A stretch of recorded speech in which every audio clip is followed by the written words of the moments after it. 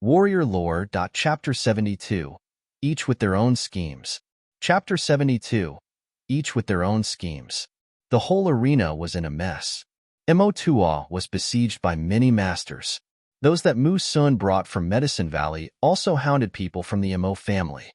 In the Shi family's area, once Shi Jin and Shi Yin took action, the masters of the Shi family also sprinted up and attacked the Mo family members. In a short moment, the arena broke out into a war. None of the warriors who came to watch the martial competition expected the event to go down this way. When the big fight erupted, many furious powers vented out their enmity and ruthlessly attacked their enemies, embroiling many innocents. Because of this, in just few minutes, a number of warriors were sent to their death. The bystanders could no longer sit still. Seeing the two families slaughtering each other, very few people decided to stay and continue watching. They all hurriedly retreated from the God's Stone Square, afraid that they might become a target in the slaughterhouse. The retreat of the bystanders was very swift. Now the only people present in the Godstone Square were those from the 5 big families. The Beijing family was merely the observers. In the absence of Baiming Shang, the Baiming family decided to only be a spectator, not aiding either of the families. Baiming Su stood in silence in the Baiming family's tower. He was closely watching the besieged Mo2A and occasionally gazed at the Mo family members who were attacked by the Shi family. "Young master, what should we do? Keep watching?" Baiming Su's eyes flashed coldly as he spoke. We don't need to entangle ourselves in this dog fight. Let them chase among themselves. Whatever the outcome, it wouldn't affect us in the least. We will directly curb the one who loses in the end and take away their inheritance. With our influence in the merchant union, we will be the prime benefactors. You are wise, young master, but should we stay? There's no need. Baiming Su suddenly smiled. Let's go back. Staying and doing nothing wouldn't be that great after all. We're not joining the fight anyway, so let's go back and arrange things a little. Let's go. Upon hearing that, all the masters from the Baiming family nodded in unison. Led by Baiming Su, they all retreated from the Godstone Square. Now, in the arena, only 4 families remained: Zhua, Ling, Mo, and Shi. The Shi and Mo families were fighting, while the Zhua and Ling families were merely the spectators. Unknowingly, Shi Yang arrived at where the Zhua family was. He bowed to Zhua Su and said, "Uncle Zhua, I hope you could please keep an eye on the Ling family during this fight." Zhua Su casually replied while sipping his tea, "Don't worry, the Zhua and Ling families always had feud between us. If the Ling family dares to make a move, we won't be sit still either. Rest assured and do whatever your Shi family wants. The Ling family won't be problem for you." "Thank you, Uncle Zhua. It's nothing, whether it be business or personal affairs. The Zhua family and the Shi family have always been allies. Of course we would take some pressure for you," Zhua Su nonchalantly said. He gazed at where the Shi family was assembled and asked in confusion, "Where's Shi Yin, that little brat? Why haven't I seen him?" Shi Yang was surprised and also looked around, realizing that there truly was no sign of Shi Yin. He shook his head and gave a wry smile. "That kid was just there. Now who knows where he's gone? Watch that kid. The brat is very good. He's gonna be the future hope of your Shi family. You can't afford to lose him," Zhua Su said. "Haha, Uncle Han Feng is keeping an eye on him. No need to worry, Uncle Zhua." All right then." Zhua Su smiled, and while glancing at Zhua Shi next to him, his smile looked a little strange. "Xiao Shi is also quite fond of your Shi Yan." Warrior Lore. Shi Yang's expression bloomed, and he nodded. "I'll be going then, Uncle Zhua." When Shi Yang was gone, Zhua Shi's face flashed in confusion, and she said, "Grandpa, when was I fond of that guy? What are you bullshitting about? Sending that dragon turtle armor was your idea too. It wasn't just me who wanted to help him, sheesh."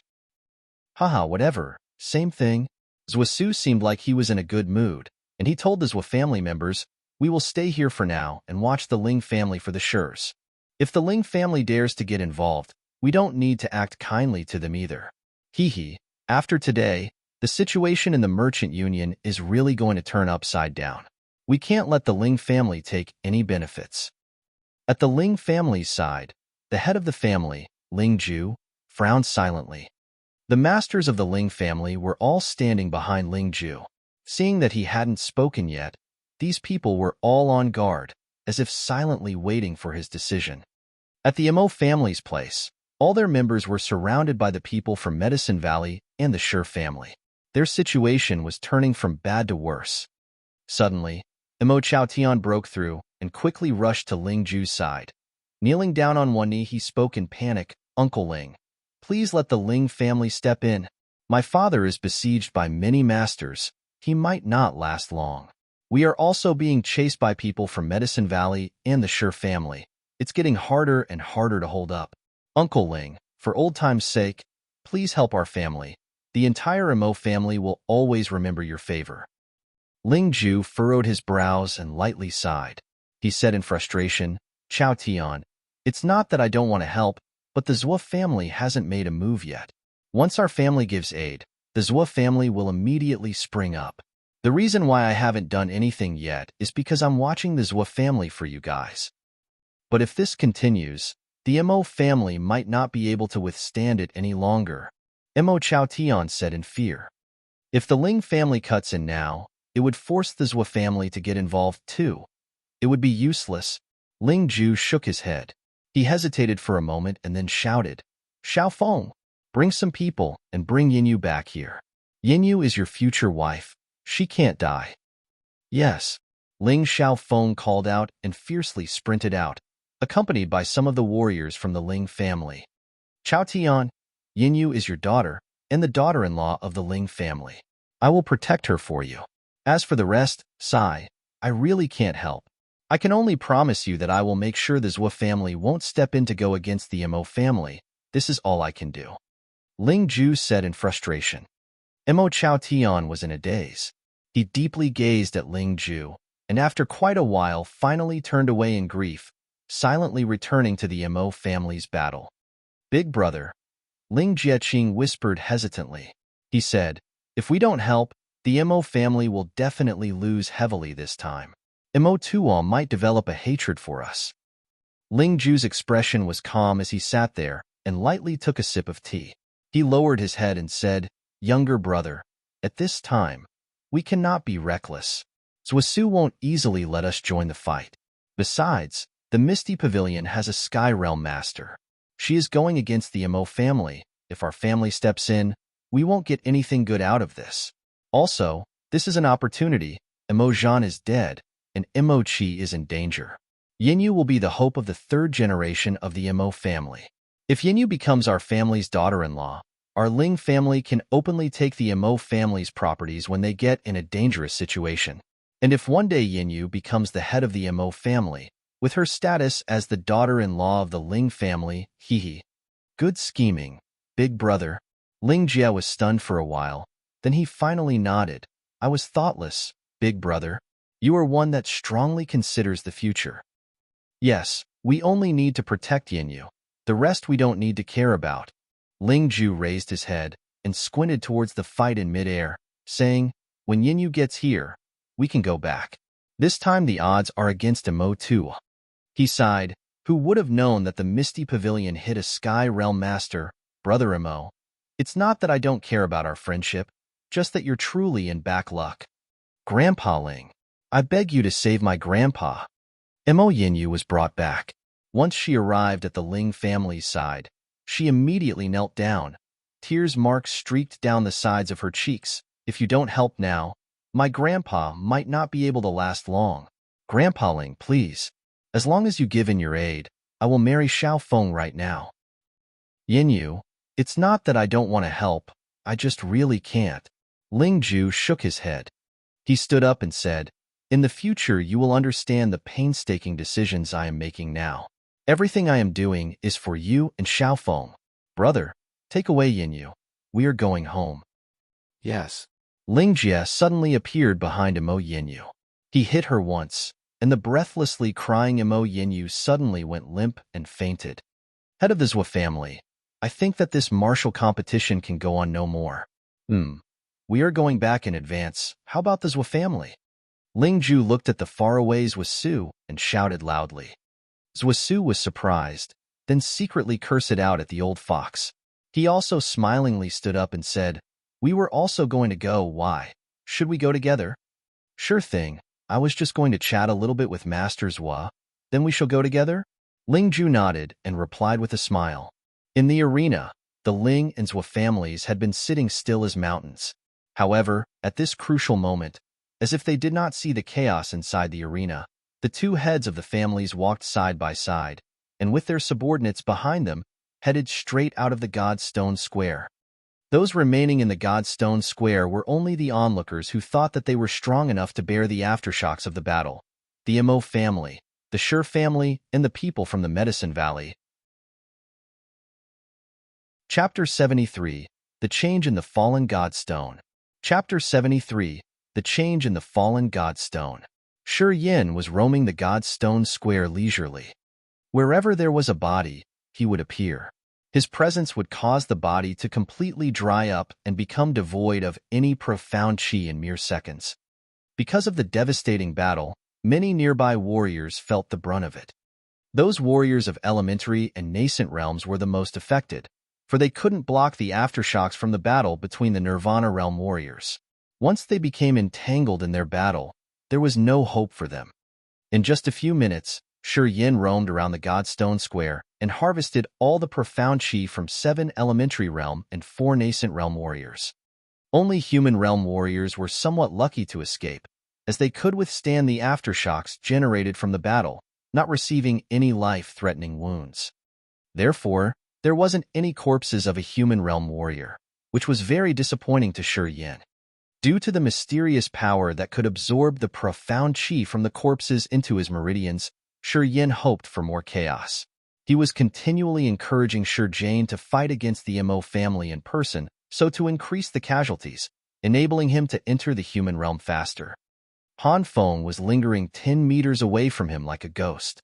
Wherever he went, Han Feng would follow him like a shadow, lest he created some trouble. 10 meters away, Han Feng was staring at Shi Yin with eyes filled with confusion. During the nasty battle, Shi Yin was acting weirdly. Han Feng couldn't figure out what Shi Yin was pondering. He didn't ask, as he was just there to protect his young master in case of an accident. Shuttling through the God's Stone Square, Shi Yin would always stand beside the corpses for a while. Although he saw the corpses undergoing some strange changes, Han Feng didn't care about it, as he thought those dead warriors must have been poisoned and it was just taking effect now. He never could have thought that such strange changes were actually caused by Shi Yin. Not far from Shi Yin, the God Stone suddenly collapsed and a painful cry was heard. Hearing the cry, Shi Yin became ecstatic and he rushed over. Under that collapsed God Stone, a nascent realm warrior was taking his last breaths. The warrior was unfortunately hit by one of Mo2O's lightning bolts. However, he seemed to possess some sort of defensive martial skill which had sustained him till now. Shi Yin looked indifferent when standing beside the collapsed structure. Even from 10 meters away, Shi Yin could feel the highly dense nascent realm profound qi coming from the injured warrior. In just a few minutes, the warrior was sucked dry, and Shi Yin harvested another batch of profound qi. Han Feng was secretly watching Shi Yin in confusion from another corner of that collapsed stone. It's so weird. Has anyone been using poison? Why did they all die in such a strange way? Shi Yin shook his head and looked up at Han Feng. Uncle Han, there must be someone here in the arena with his own purpose. Han Feng nodded with approval, but was still perplexed. Lightning, as thick as an arm, flew over like a dragon and hit the structure heavily. Chi. As the lightning flashed on the collapsed structure, a layer of dim moonlight suddenly came out of that mountain-like stone. That dim moonlight had created a strange but cool atmosphere, but the moonlight quickly disappeared and everything returned to normal. Shi Yin and Han Feng, who were standing near that structure, had watched the whole process. Shi Yin let out a soft sound and walked towards that collapsed structure frowning. He stretched out a hand and pressed on this mysterious stone. Under the blazing sun, the stone was cool to the touch. It was as if the stone had been accumulating moonlight over 1,000 years and was carrying the coolness of the night. And it was as heavy as an average metal. Sensing it for a while, Shi Yin couldn't find anything out of the ordinary about the stone. He released his hand and asked Han Feng, frowning, "Uncle Han, did you see the stone shining for a few seconds just moments ago?" Yes. Han Feng nodded softly and walked up as well.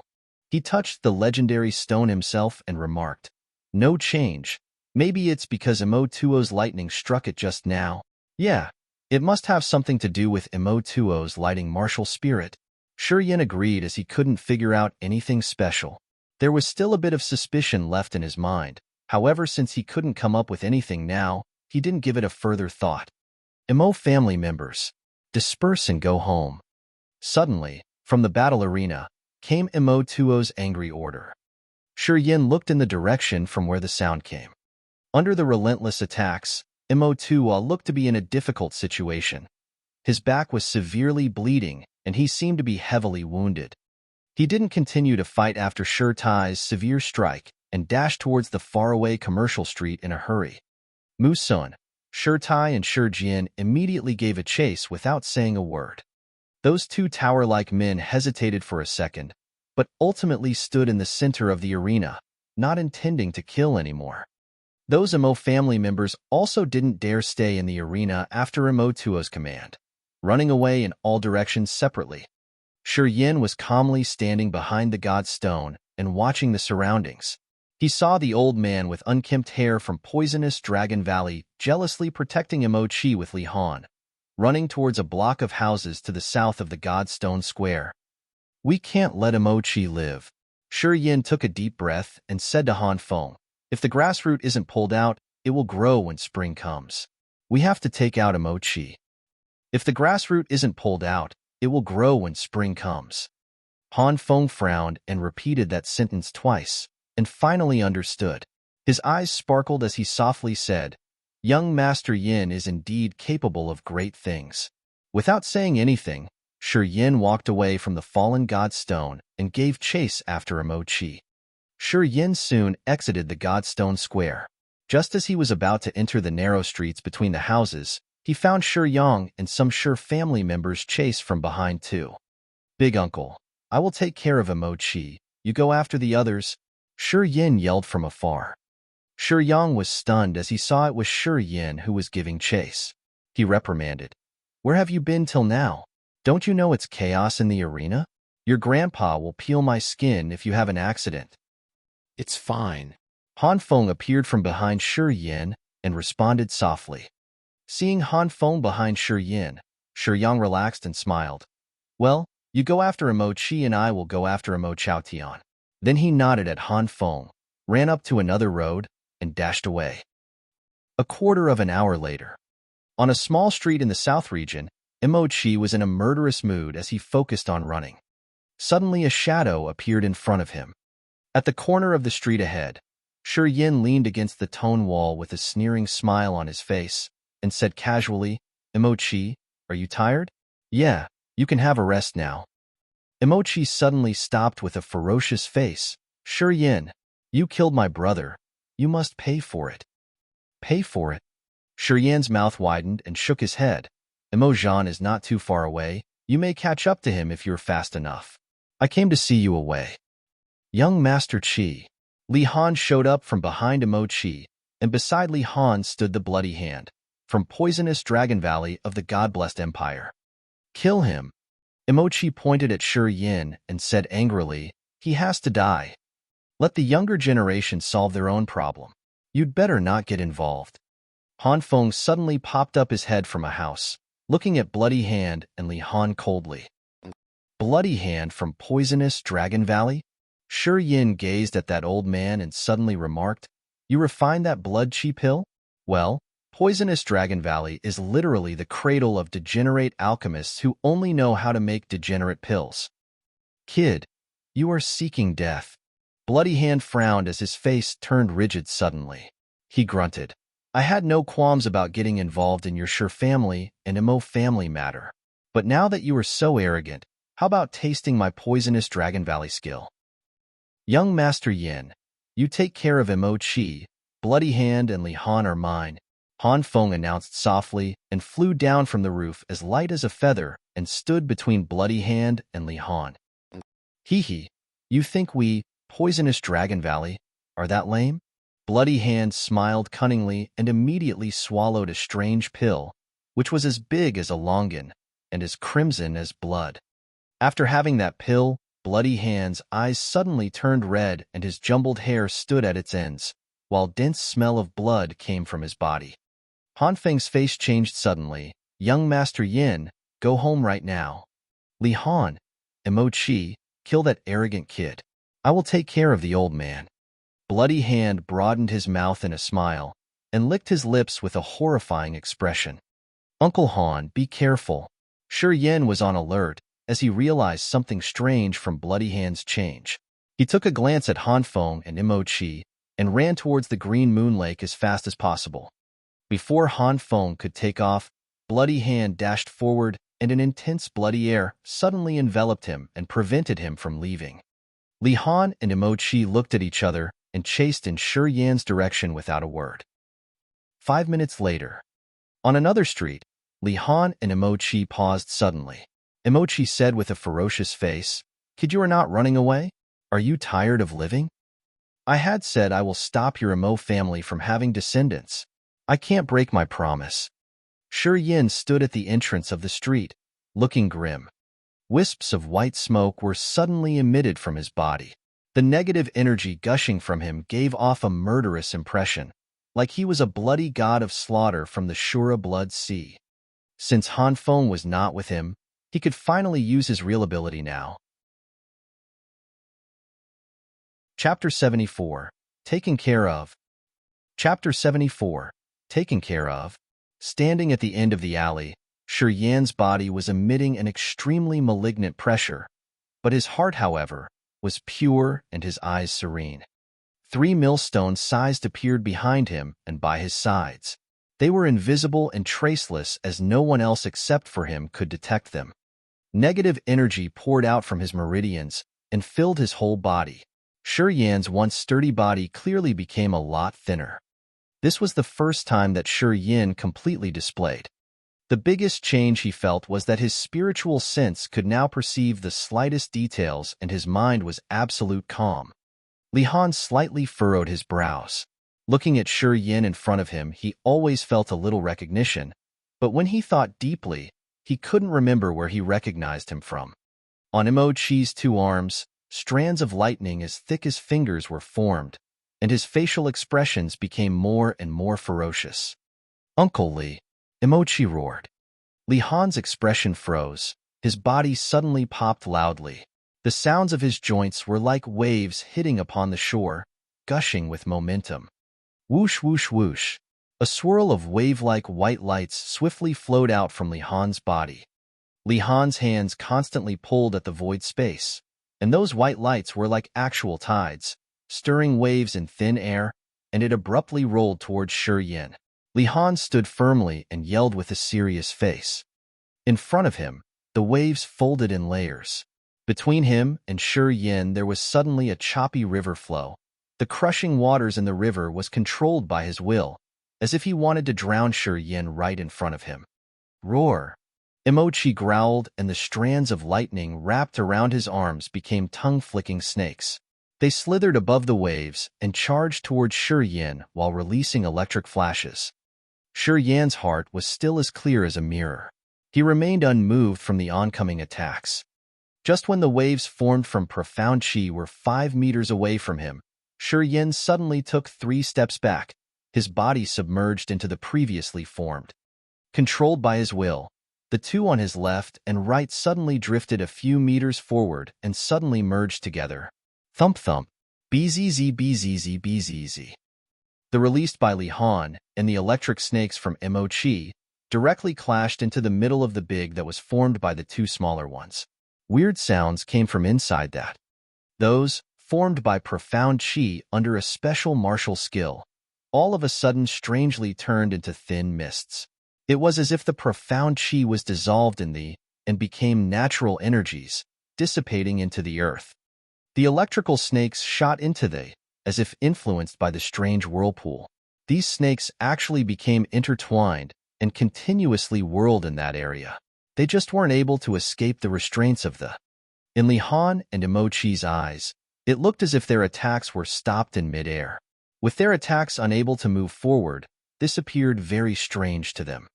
The two froze. Confused by the sudden development, they were both caught off guard. Shi Yan's murderous attempts were always clear. When noticing that there was enough to stop the attacks of the two opponents, his mind was struck with an amazing idea. He moved to that stopped the attacks and slowly pushed it forward. Now the swirling electric snakes were quickly charging towards Li Han and Imochi. Li Han's expression changed. He finally realized it was Shi Yan who was secretly manipulating their attacks. He quickly stopped his martial skill and pulled out a sharp silver-white sword from his waist. Once the sharp sword was in his hands, it looked as if it was tinted with a layer of color. The sword suddenly turned a strange light purple color, with purple marks appearing on the blade. Li Han flicked his wrist and all of a sudden, the sword shone with a bright purple light. A 3-meter-long fierce purple aura suddenly shot from the tip of the sword. With a straight face, Li Han shouted, and raised his sword to strike down. Bzz bzz. The sword aura and the blade directly slashed onto but they remained unaffected. The lightning that came from Imochi was still suspended from above, and all at once, dropped onto Li Han. Li Han shouted in pain, and hurriedly tried to retreat. Shi Yan suddenly moved. Like a thrusted spear, Shi Yan's body stabbed straight towards Imochi. Imochi's expression changed, and he hurriedly backed away in fear. Imochi! Shi Yan roared while coming towards Imochi. Imochi instinctively looked towards Shi Yan. Endless bloodlust was shown inside Shi Yan's eyes. It looked as if countless evil spirits were about to fly out of his pupils. Those evil spirits were drenched in blood. You could even clearly see their fragmented hearts in the chests as they rushed to pounce at Imochi. Imochi was suddenly stunned. He blanked out in this crucial moment, right where he stood. Pucci. The 5 fingers on Shi Yan's left hand were like a sharp blade, stabbing right into Imochi's chest, and pierced his heart in one strike. Shi Yan's 5 fingers came straight out of Imochi's back. Imochi shook under the piercing pain. His eyes instantly turned back and his consciousness returned.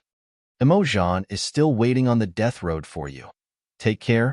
Shi Yan looked at him emotionlessly and abruptly drew out the hand from his chest. Whoosh! Blood gushed out from Imochi's chest like a river bursting at its banks. Shi Yan quickly dodged the blood flow. Thump! Imochi's life force was extinguished, and he fell on his back with blood still endlessly rushing out his chest. Young Master Qi. Li Han, who was numbed by the lightning, screamed out loud, his face full of terror. It was as if he couldn't believe how Shi Yan got rid of Imochi so fast. Don't yell. He'll be waiting ahead for you too. Shi Yan turned around. He suddenly raised that blood-covered left hand and waved it at Li Han. This is the blood from Mochi's heart. Do you want to know how it tastes like? Li Han's face suddenly changed, and he shouted, Shi Yan, you're seeking your own demise. You're only at the nascent realm. You have no chance against me. Are you trying to add courage to yourself, with your capability that's higher than my nascent realm? It's no use. Today I will use you to break into the threshold of the human realm. Using his mind, Shi Yan silently shifted the two beside Li Han and suddenly enveloped him within it. In mere seconds, Li Han felt like he was in the deepest whirlpools in the ocean, his body uncontrollably swaying along with the whirlpool. Even his profound qi was no longer in his control. Back when we were in the stone woods, I already wanted to kill you, but you released the blue smoke bomb before I could. Shi Yan walked towards him step by step, his body wrapped in white, fabric-like mist. He took a quick step and flew out into the. Once he entered the whirlpool, the white mist that was present in the whirlpool quickly entered Li Han's body under the rapid rotations. You, Ding Yin. You are Ding Yin. Li Han's expression changed. He suddenly screamed. It was the Imo family that took action first. You can't blame me for being harsh. Shi Yan hopped into the center of the whirlpool, standing closely in front of Li Han, his blade-like fingers grabbing Li Han's throat. Crack! The crisp sound of bones breaking came from Li Han's neck as he died unwillingly. The quickly disappeared. The negative energy filled with the fear, desperation, and loathing from Li Han and Mo Qi all flowed into the meridians in Shi Yan's body. In a minute, both Li Han and Mo Qi became two dry corpses, their profound qi gone without a trace. Shi Yan took a deep breath. He let his mind calm down and closed his eyes to listen to his surroundings. There was not a single sound. One hand carrying Li Han and another with Mo Qi, Shi Yan ran swiftly along the alley. He sprinted through the alley like a ghost. 10 minutes later, Shi Yan arrived at the Moon Lake, in an area where no one went to. He threw the corpses of Li Han and Mo Qi into the lake, watching the two corpses sinking to the bottom. The look on Li Han and Mo Qi's dead bodies was too obvious. To prevent anyone from noticing his secret, he had to properly take care of their corpses. At this sensitive time, he couldn't reveal his identity. The Biming family was still trying to find him. To look out for the Biming family, he had to continue hiding his true identity. He could only take care of business more conveniently while in the dark. Splash! As Shi Yan was standing there in a daze, a breathtakingly gorgeous face suddenly appeared in the middle of the Moon Lake. This was a startling beauty. Her temperament was elegant, noble, and extraordinary, like a goddess of the Moon Lake that came down from the heavens. This woman was wearing a black crepe. The crepe now clung tightly to her perfect figure, revealing her most tempting curves. Now that stunning body rose slowly to the surface of the lake, like a beautiful bright moon. Her body surfaced from Moon Lake. Once that figure completely rose from the waters, she stepped on the lake water, her beautiful brows slightly furrowed. She walked towards the shore with elegant grace. Shi Yan stared with wide eyes. This was the first time he was truly intoxicated by a woman's beauty.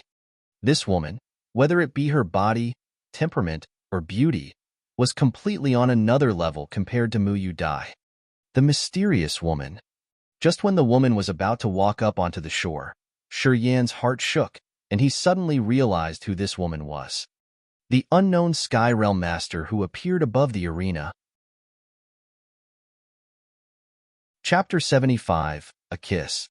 Chapter 75, A Kiss. Shi Yan's bright eyes were focused on the mysterious and graceful woman who was walking on the lake towards the bank, step by step. Suddenly she coughed out blood and her body shivered, as a trace of hopelessness passed through her eyes. As Shi Yan watched, the woman's face grew pale and her eyes dimmed. Just as she was about to reach the bank, that mysterious woman suddenly trembled and fainted. Shi Yan quickly realized that she must have been severely injured by Biming Shang. After realizing this, Shi Yan immediately rushed towards the lake and caught the mysterious woman before she could drown. The touch of that exquisite body intoxicated Shi Yan, so much so that he was barely able to bring the woman up onto the bank. Shi Yan felt for breath under her nose and found her to be breathing steadily. There was a strange energy growing in her and nourishing her body bit by bit. As the bloodthirsty desire welled up in his mind, Shi Yan quickly realized he was in a precarious situation as the negative energy was on the verge of exploding. He had absorbed too much negative energy, and as it was at the crucial period of purification, his meridians were emitting greater amounts of negative energy. Holding this mysterious woman in his arms, Shi Yan's expression shifted continuously. After a long while, Shi Yan finally came up with an idea. He tore a piece of cloth from his coat and covered the woman's gorgeous face, then directly ran to a brothel with the woman in his arms. The mysterious woman was a Sky Realm warrior, and she had been injured by Biming Shang. Therefore, she would be considered to be an enemy of Biming family. In the Merchant Union, the Biming family was still the most influential power, as no other family could compete with them for now. This woman was so mysterious and her cultivation realm was high. Biming Shang would be very unsettled as long as this woman was alive. Shi Yan was determined to let her live on. Tonight, Tianyun City would not be tranquil. Biming Shang would certainly send out his experts to search for this woman, and Shi Yan would have to protect her until she woke up.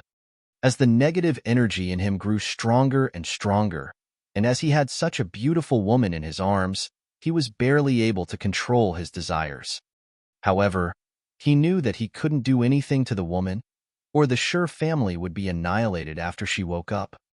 A quarter of an hour later, carrying that mysterious woman with her face covered, Shi Yin directly walked into the Misty Rain house in the south of the Tianyun city and yelled, "Madam, get me 2 pretty girls, quickly." Hua, hua, hua.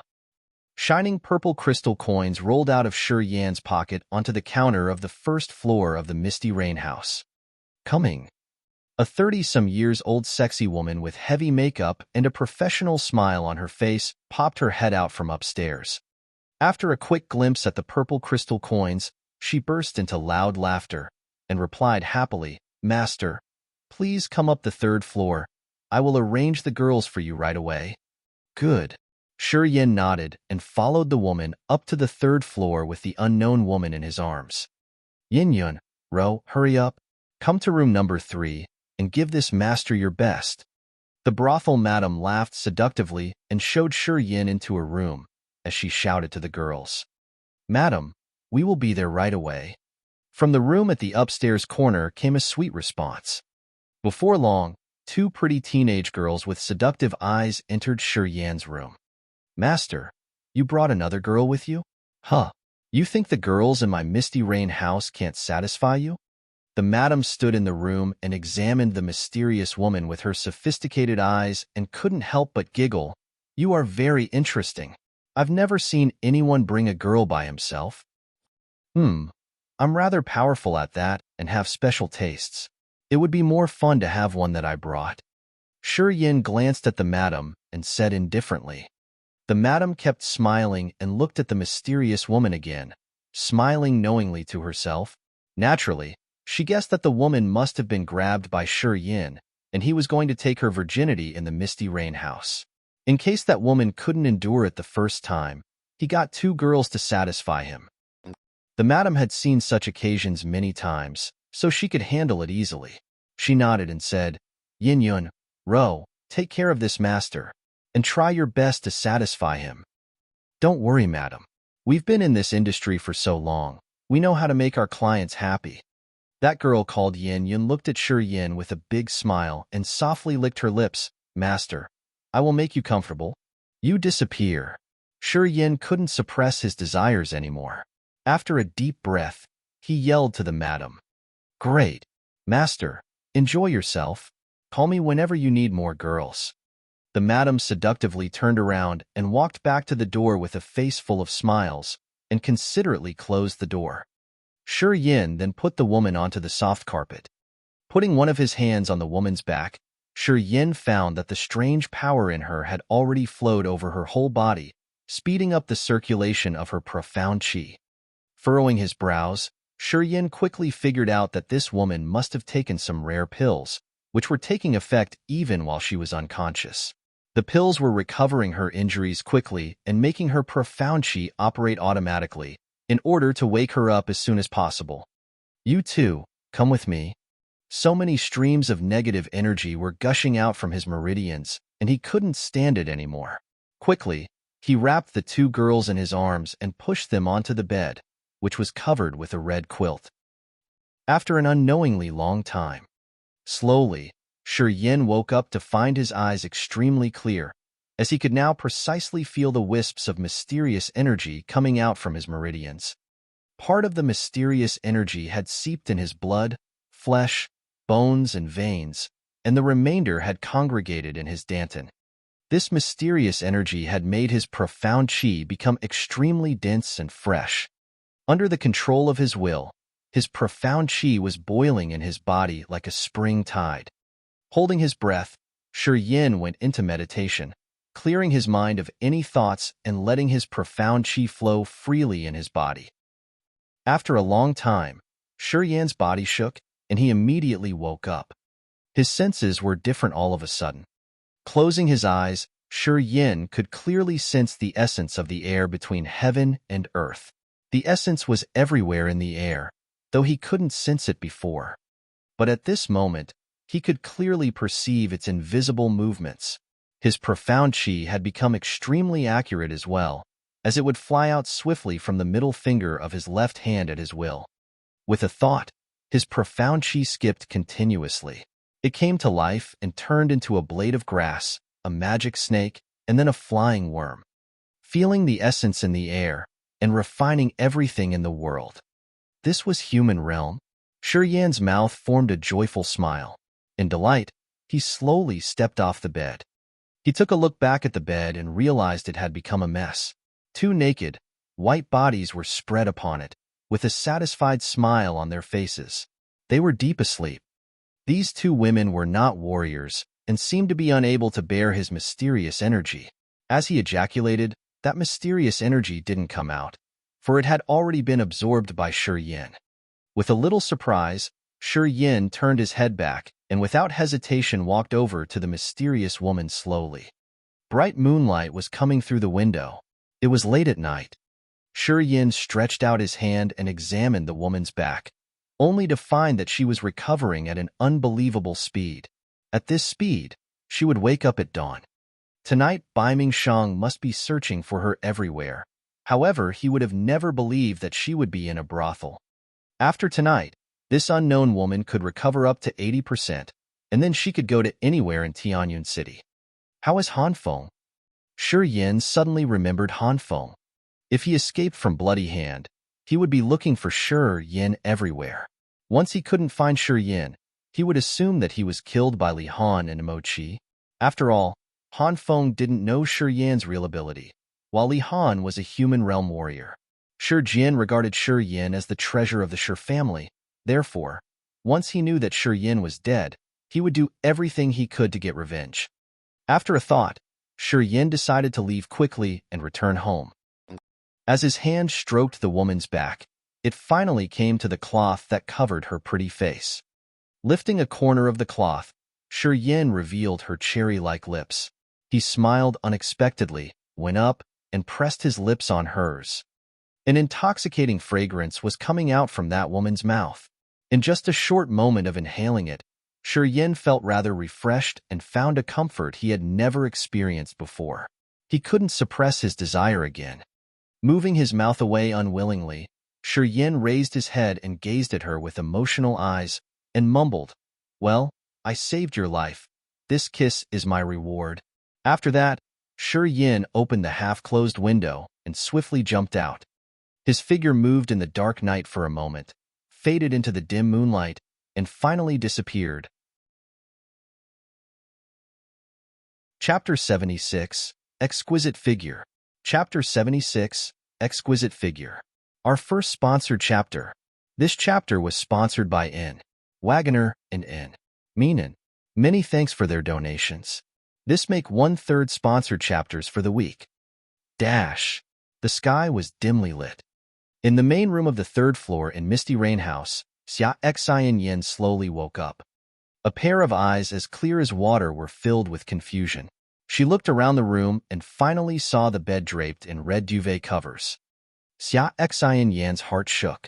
She abruptly sat up on the carpet and looked at the bed in panic.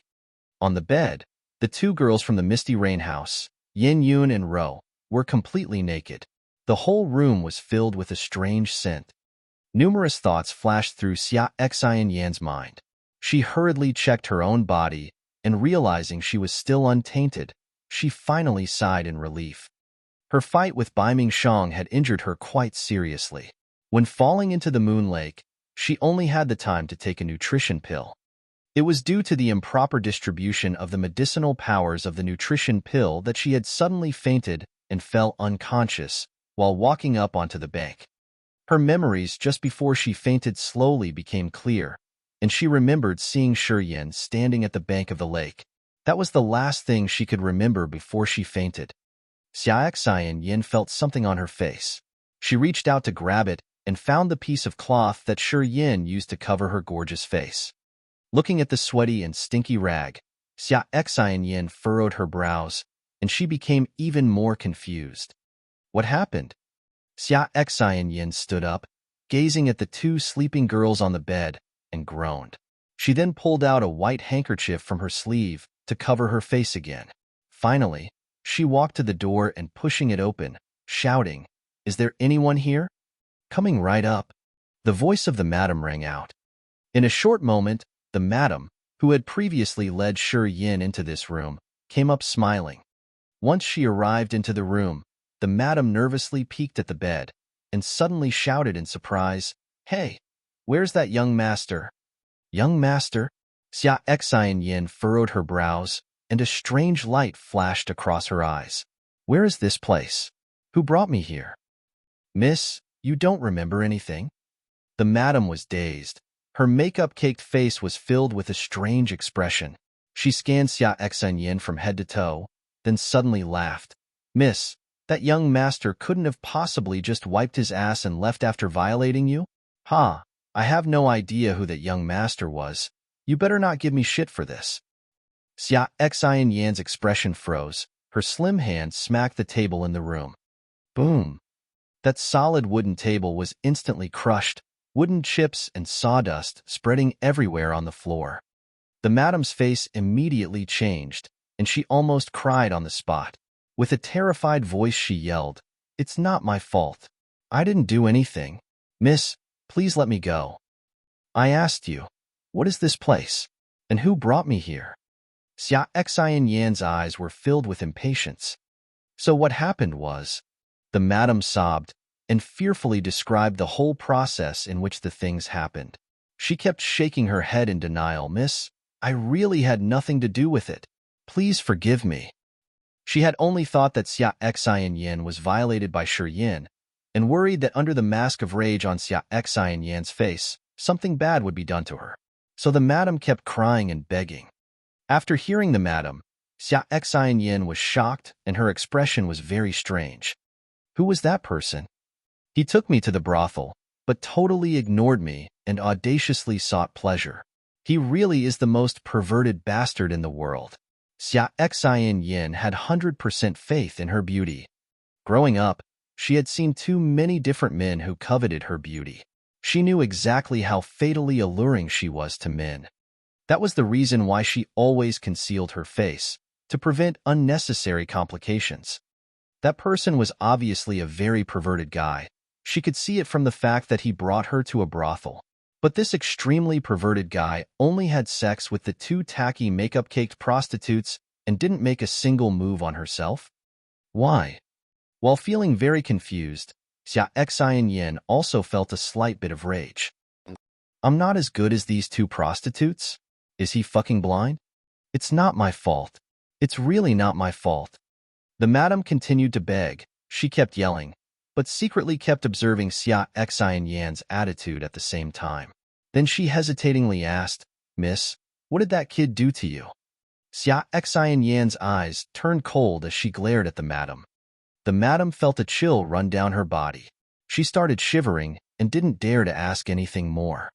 Xia Exquisite Yin thought for a while, and finding the sky slowly turning bright, jumped off the same window from which Shi Yin had earlier exited.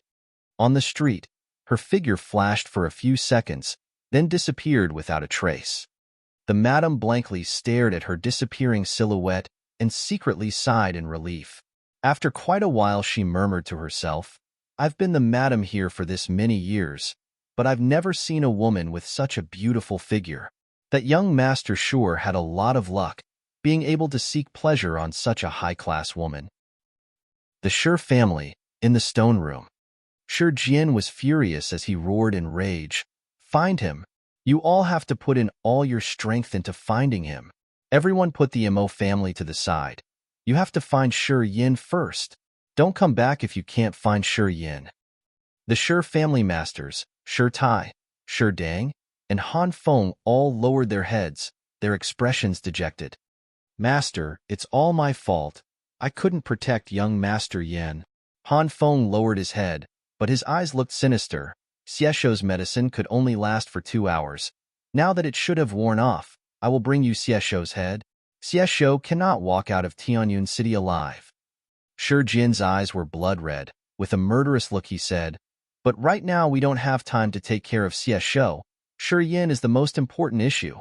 Everyone go to that place, and even if you have to dig up the whole Tianyun City, you have find Shi Yin. He has another martial spirit, so he won't die that easily. You all have to search for him with all your efforts." "Another martial spirit?" The faces of Shi Tai and Shi Dang were full of surprise. At this moment, they finally realized why Shi Jian was so furious. Warriors with twin martial spirits were 1 in 10,000. Each one of such warriors would all eventually become outstanding figures. This was why Baiming Shang arranged Yin Kuei and Jiu Shan to protect Baiming Su. A family descendant with twin martial spirits, if under normal circumstances, would definitely become the future leader of the family. They can bring a family to new heights. If such a figure suddenly died, it would become a painful strike to a family. Big brother, I will go find him myself. Shi Tai also realized the seriousness of the situation. His face darkened and was about to immediately leave the stone room. Master, young Master Yin is back. Right at this moment, Han Zhong appeared out of nowhere and said excitedly, young Master Yin is fine. He's going to arrive at the stone room soon. Ha ha ha. Shi Jian laughed into the sky. His expression turned from a thunderstorm to a sunny sky. I knew that kid would be okay. Look, didn't he come back in one piece? Shi Tai and the rest were all making weird faces, thinking, who was it that was drowned in anxiousness, and looking so panicked as if his parents had died or something? You killed those two? Shi Tai was shocked. He looked at Shi Yin with disbelief and said in surprise, Li Han was a human realm warrior. You were able to kill him? I suddenly broke through into the human realm during the fight. Then everything became easy. Shi Yin smiled nonchalantly. After hearing that, many Shi family warriors in the room were all stunned. Their jaws dropped and stared at Shi Yin with strange expressions.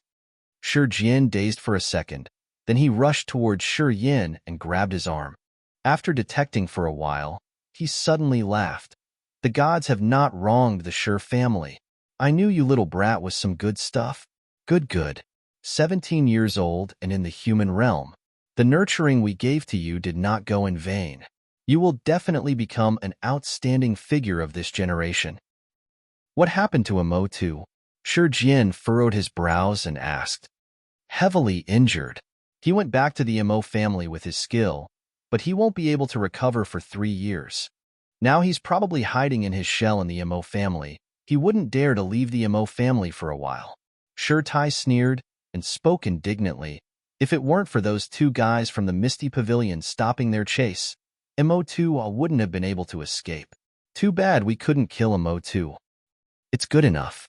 This time Mo2 is heavily injured. Mo Zhan and Mo Qi are dead, and many warriors from the Mo family were also killed.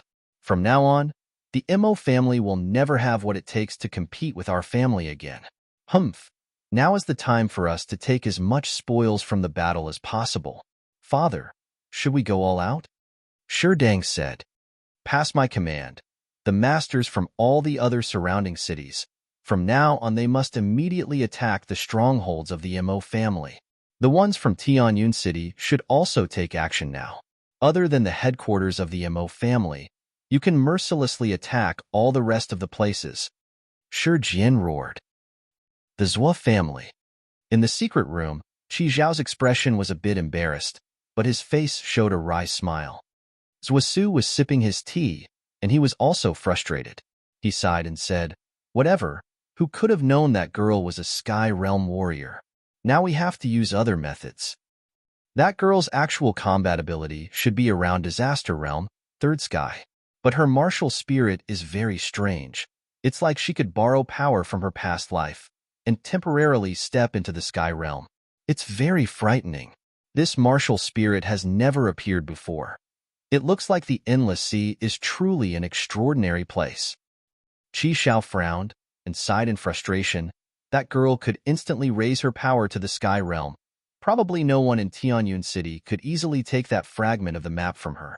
Although I'm not scared of her, I don't want our fight to be mutually destructive either. If that were the case, my identity would be revealed, and that old fox Baiming Shang would definitely notice something. Hopefully the Misty Pavilion doesn't know that we did this, or else the situation could get really sticky. Zhua Su sighed. What's going on with the Shi family's side? Qi Xiao moaned, and then suddenly asked. I will communicate with Shi Jian about this. Then, after the situation becomes less tense, I will send someone to the Misty Pavilion and hopefully we be able to cooperate. Sigh, that girl could instantly jump to the sky realm, so I guess this is all we could do. It's the only way. I hope that girl won't hold a grudge against me. Sigh, I really feel a little guilty fighting a little girl. Chapter 77, Pounding Energy. Chapter 77, Pounding Energy. As the sun rose, Exquisite and Yin returned to the Misty Pavilion. The two towering giant men were already waiting in the Misty Pavilion. Seeing that she had returned, they immediately rushed up, asking urgently, "Mistress, are you hurt?" Shaking her head, Exquisite and Yin answered, "I'm fine. The Yang family's nutrition pill is truly a unique elixir of the endless sea. I am all right now."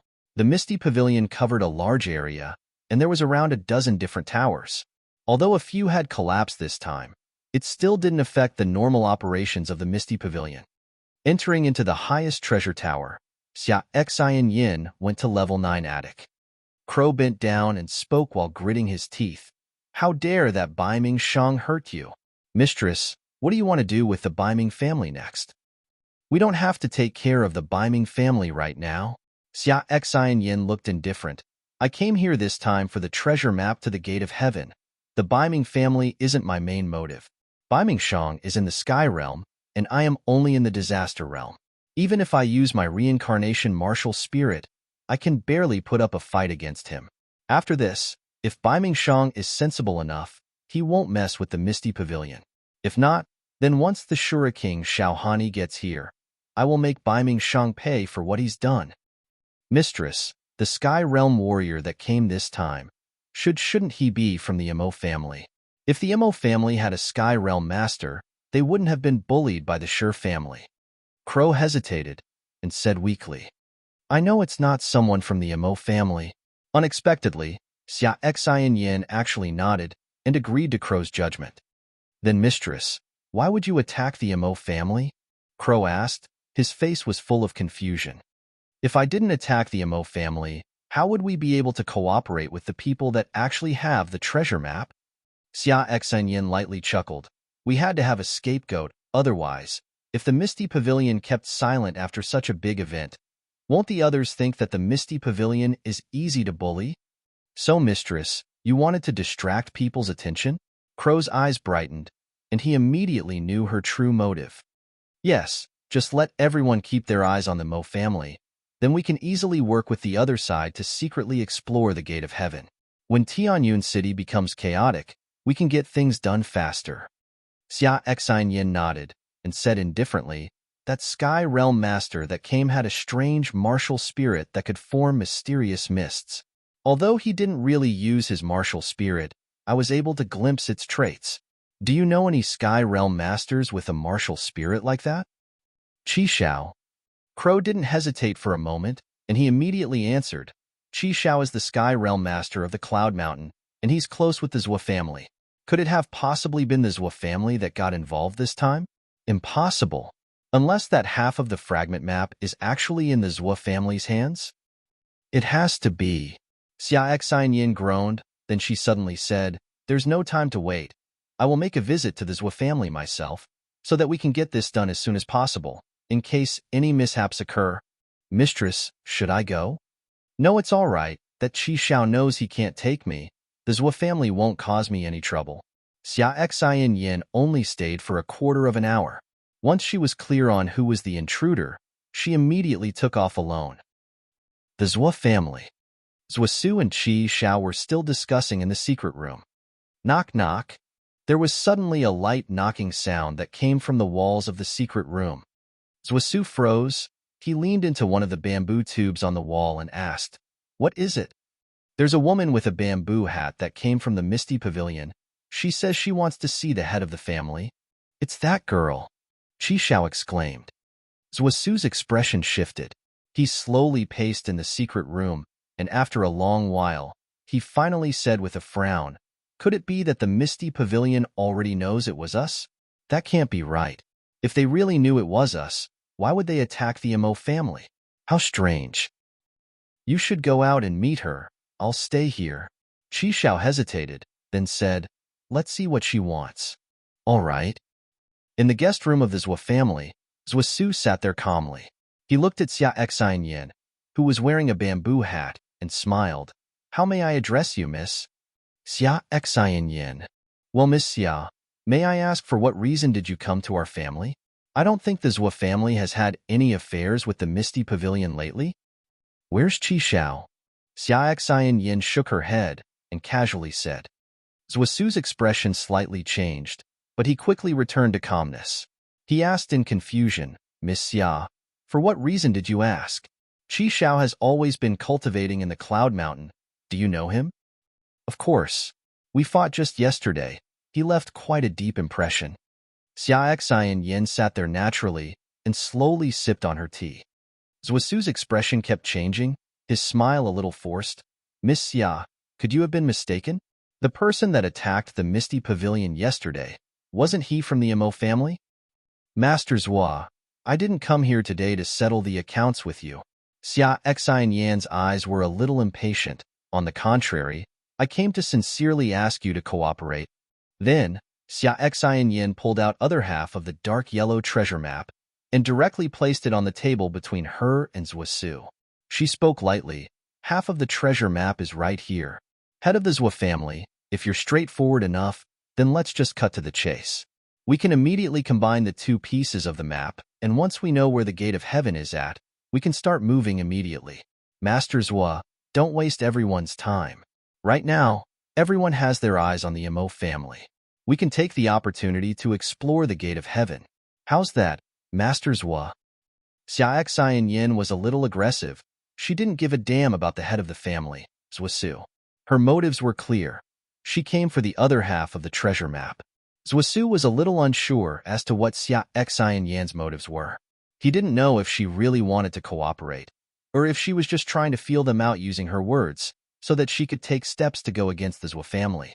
But since Xia Exine had the capability of a Sky Realm warrior, Zhuasu couldn't casually speak out. His mind flashed, racing in thought. "Master Zhua, I don't like to linger on things, and I also don't like putting in personal affairs when dealing with business." Qi Xiao was sensible enough. He knew when to retreat after realizing that I was in the Sky Realm.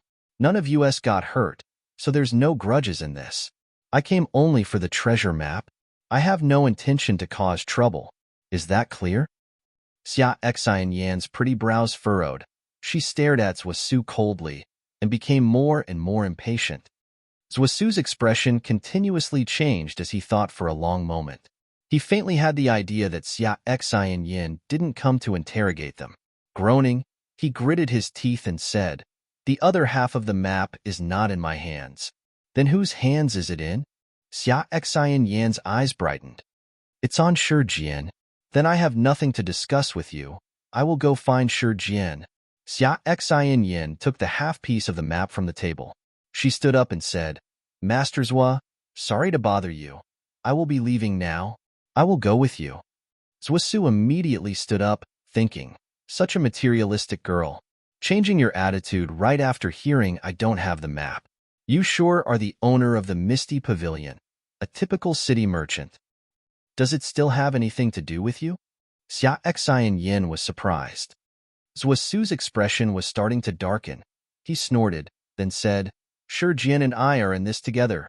Our family has a part in exploring the gate of heaven too. Don't you think it still has something to do with me?" "Oh, then we can go together," Xia Exine said casually. "Wait up, let me call someone else along." Zhuasu forced a smile at Zhuashi and said awkwardly, "Qi Zhao's going too. You said you didn't mind, right?" "No, I don't mind. With Qi Xiao coming along, it will be safer." The Shi family, on the third level of Shi Yan's personal stone tower. Shi Yan sat on the floor with crossed legs. His expression was serious. He held in his breath and concentrated. He was able to clearly feel the natural energies scattered in the air. Calming his mind, Shi Yan shut his eyes tightly and started circulating the profound qi in his body. After 7 continuous cycles of circulation, the expression on his face suddenly froze. In his body, rich concentrated profound qi flowed down his left arm like a river rushing towards its banks. Like wild horses on the loose, The profound qi fiercely surged into his left arm. His left arm shook lightly, and traces of sweat dripped down his face. Roar! Shi Yin suddenly shouted out. The masses of profound qi fiercely rushed into his left arm, and crazily gushed straight all the way to his ring finger. Bzz bzz bzz. The profound qi became like a sword aura, suddenly shooting out from his ring finger. The fierce profound qi blazed with a bright white light, and repeatedly slammed into the barrier in the blood vein ring. Shi Yan's expression was ferocious. His face was glowing in a strange red light, his mind intensely focused. Pooh! A crisp sound suddenly came from the blood vein ring. All of a sudden, the blood vein ring shone with a bright red light. The strange radiance was like a blazing sun, illuminating the entire third floor of the stone tower. A strange pulse spread out everywhere from the center of the stone tower. Chapter 78, Inheritance of the War Devil. Chapter 78, Inheritance of the War Devil. Shi Yin suddenly entered a strange space. Endless gray clouds were floating in the dimly lit sky like an empty ocean, vast and boundless. It was a strange space, immeasurably vast. In this space, a hideous-looking giant was standing with his feet standing on the ground and his head reaching the sky. He was thousands of miles tall, and seemed to have been standing there for thousands of billions of years. An ancient aura suddenly exploded out from this extremely huge giant. Immediately, countless bright flames exploded from the meridians all over his body. His meridians were like numerous stars in the sky that moved in their own orbits. Every single meridian possessed the power to ruin the world, and every meridian was a small world itself, from which came the cries of all sorts of creatures. In that boundless space, there were piles and piles of bones, and the ground had turned crimson due to all the blood. Some piles of bones were as high as a mountain. No one knew where they came from. Looking at the piles of bones, many of them were of some odd-looking creatures. Some looked to be having 3 heads and 6 arms. Some looked like a divine dragon. Some had 3 sockets for eyes. Some looked like marine animals, and so forth. They were all prostrated on the ground, as if bowing towards that giant, worshipping it as if it was the sole true God. All of a sudden, a peculiar light flashed across the hideous ancient god's pupils. His right pupil was shining brightly as the sun, as if bringing every creature light and life, giving this world hope. On the contrary, his left pupil was as dark as a black hole, containing endless darkness which symbolized negative actions like maiming, killing, death, insanity, and hatred. From his left pupil, one could see the darkest side of humanity. One eye looked alive while the other looked deadly. Standing between the sky and the earth, that ancient god seemed to be waiting for something. All of a sudden, that pair of eyes noticed Shi Yin. A mysterious power immediately reached Shi Yan's mind and connected the two of them together. In that strange space came the abrupt and terrifying howls of the ancient god. Numerous odd light symbols flew out from his eyes and invaded into Shi Yan's spiritual body, making every one of his meridians shine as bright as a star. Severe pain exploded in each of his meridians, and as Shi Yan's head received a splitting pain, he suddenly woke up. He was still on the 3rd floor of the stone house. The blood vein ring was on the ring finger of his left hand, and the odd red light was slowly becoming dimmer. He sat there with a numb head. If someone came at that time, he would find that deep in his pupils, there were odd light spots which looked like small symbols dancing. Xia Xian Yin, Qi Xiao, and Zhuo Su were walking together in the backyard of the Shi family. The 3 were astonished at the same time, as they looked at the stone building 500 meters away with a shocked expression on their faces. There is some peculiar energy is rippling over there, which seems very old and coming from the times of great antiquity, Xia Xian Yin said softly, and her eyes behind her veil were full of surprise. This ancient energy should not exist here right now. Qi Xiao also looked weird as he stared at that stone building with extreme focus. I don't know why, but I feel that my martial spirit was slightly triggered by that energy. Weird. It's really weird. What kind of energy is able to resonate with martial spirits? Xia Xian Yin shook her head, thought for a while and asked, "So a family head, sure Jian lives in that stone building, right?" "Well, it seems I have underestimated him. He is unbelievable."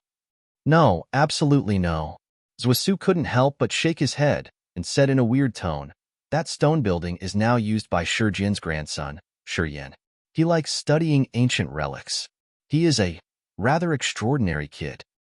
"Shi Yan." Xia Xian repeated that name in her mind secretly with some astonishment crossing her eyes, and she nodded. "Let's visit the family head." "Okay." Inside the secret room, Shi Jian and Shi Tai, who were busy discussing how to deal with the Mo family, noticed the strange energy fluctuations. Shi Jian's face changed slightly as he shouted in astonishment. That strange energy came from Shi Yan's building. The stir from Shi Yan's stone building was sensed by all the warriors who were at high realms. After a terrifying cry, Shi Jian pushed open the stone door of the secret room and rushed out. Shi Tai chased behind him in a hurry. They exited the secret room and dashed directly towards Shi Yan's stone building. However, before they got to Shi Yan's stone building, they saw Zhuasu, Qi Xiao, and Xia Xian. Shi Jian was a little astonished as his expression was rather unusual. He paused for a bit and asked from afar, "Brother Zhua, why so early?" He recognized Xia Xian at once and was a little nervous. Like Zhuasu, he had a guilty conscience, guessing Xia Xian came to make a punitive expedition against him. "Brother, let's find a quiet place and have a talk." Zhuasu smiled bitterly and pointed at Xia Xian to introduce. "This is the hidden master of the Misty Pavilion, Miss Xia Xian. She has something important to discuss with you." Shi Jian was a little surprised. After a short hesitation, he gave up the idea of visiting Shi Yin in his stone house and nodded. "Follow me." Before long, Shi Jian and Shi Tai showed the three guests to the rock room. Having seated himself in the rock room, Zhuasu coughed and spilled Xia Xian's intention. "Cooperation?" Shi Jian got relieved. After a short thought, he nodded with a smile. "That is most welcome. The position of the Gate of Heaven would only be shown by a complete map, and we, the Shi family, never intended to take everything." "Miss Xia, you are so generous. A great woman." Xian was straightforward as she took out the half map out and spread it on the stone ground, then said softly, "Shi family head, take out your half." Shi Jian looked to Zhuasu. After Zhuasu nodded, he took out the other half of the map and put it on the ground to match the first half. A bunch of yellow lights suddenly blazed at the joining of the two halves. That yellow light seemed to have some stickiness, as it connected the two halves into a perfectly complete map. The bright yellow light glowed from the complete treasure map. On that yellow map, lines were twisting and changing like living earthworms, the pattern on it shifting completely. It slowly became clear. Soon, there formed a vivid image of a valley. Strange yin qi covered that valley, out of which there were numerous green swamps. Even the bubbles in them could be seen clearly. Shi Jian, Shi Tai, Zhuasu, and Qi Xiao were all taken by surprise. Only Xia Xian looked calm, as she said naturally, "Friends, I'm not familiar with this area. Although the map is clear, I don't know which place is which. Do you have any idea?" "The Dead Swamp, Yin Valley." Qi Xiao's expression changed quickly. After a long while, he announced firmly, "That's it. It is absolutely Yin Valley, which is the most mysterious part of the Dead Swamp, where the Yin Qi is most dense and many Yin treasures are produced." "Good, if you are sure about it." Xia Xian nodded. "If it's certain, we can begin to prepare to travel to Yin Valley. It should not be delayed. I will arrange it back in the Misty Pavilion and set off soon." "Isn't the Yin Valley home to Nine-Headed Sky Snake?" Zhuasu took a deep breath and asked Qi Xiao beside him. Shi Jian's expression changed. Qi Xiao nodded slowly. "Yes, the Nine-Headed Sky Snake lives in the Yin Valley. It seems that this journey won't go peacefully." "Nine-Headed Sky Snake?" Xia Xian was quite calm. "By the sounds of it, is it a high-realm demon beast?" "A level 7 demon beast," Qi Xiao said. Xia Xian furrowed her brows and nodded. "Well, it might be tough. But anyway, a level 7 demon beast equals a sky realm warrior. We can beat it together." The nine-headed sky snake is a level 7 demon beast, but it is the most powerful one among all level 7 demon beasts. It has 9 heads which can all think separately, and it is very aggressive. I'd rather fight with 3 normal level 7 demon beasts than him. I will go back to the Cloudy Mountain first and get some weapons in case something unusual happens. Qi Xiao sighed. Keep the treasure map with you. Let's meet at the entrance of the Dead Swamp in a month.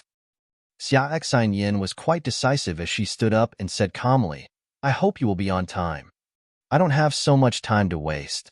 Then, Xia Exquisite walked out with light steps. Brother, what to do now?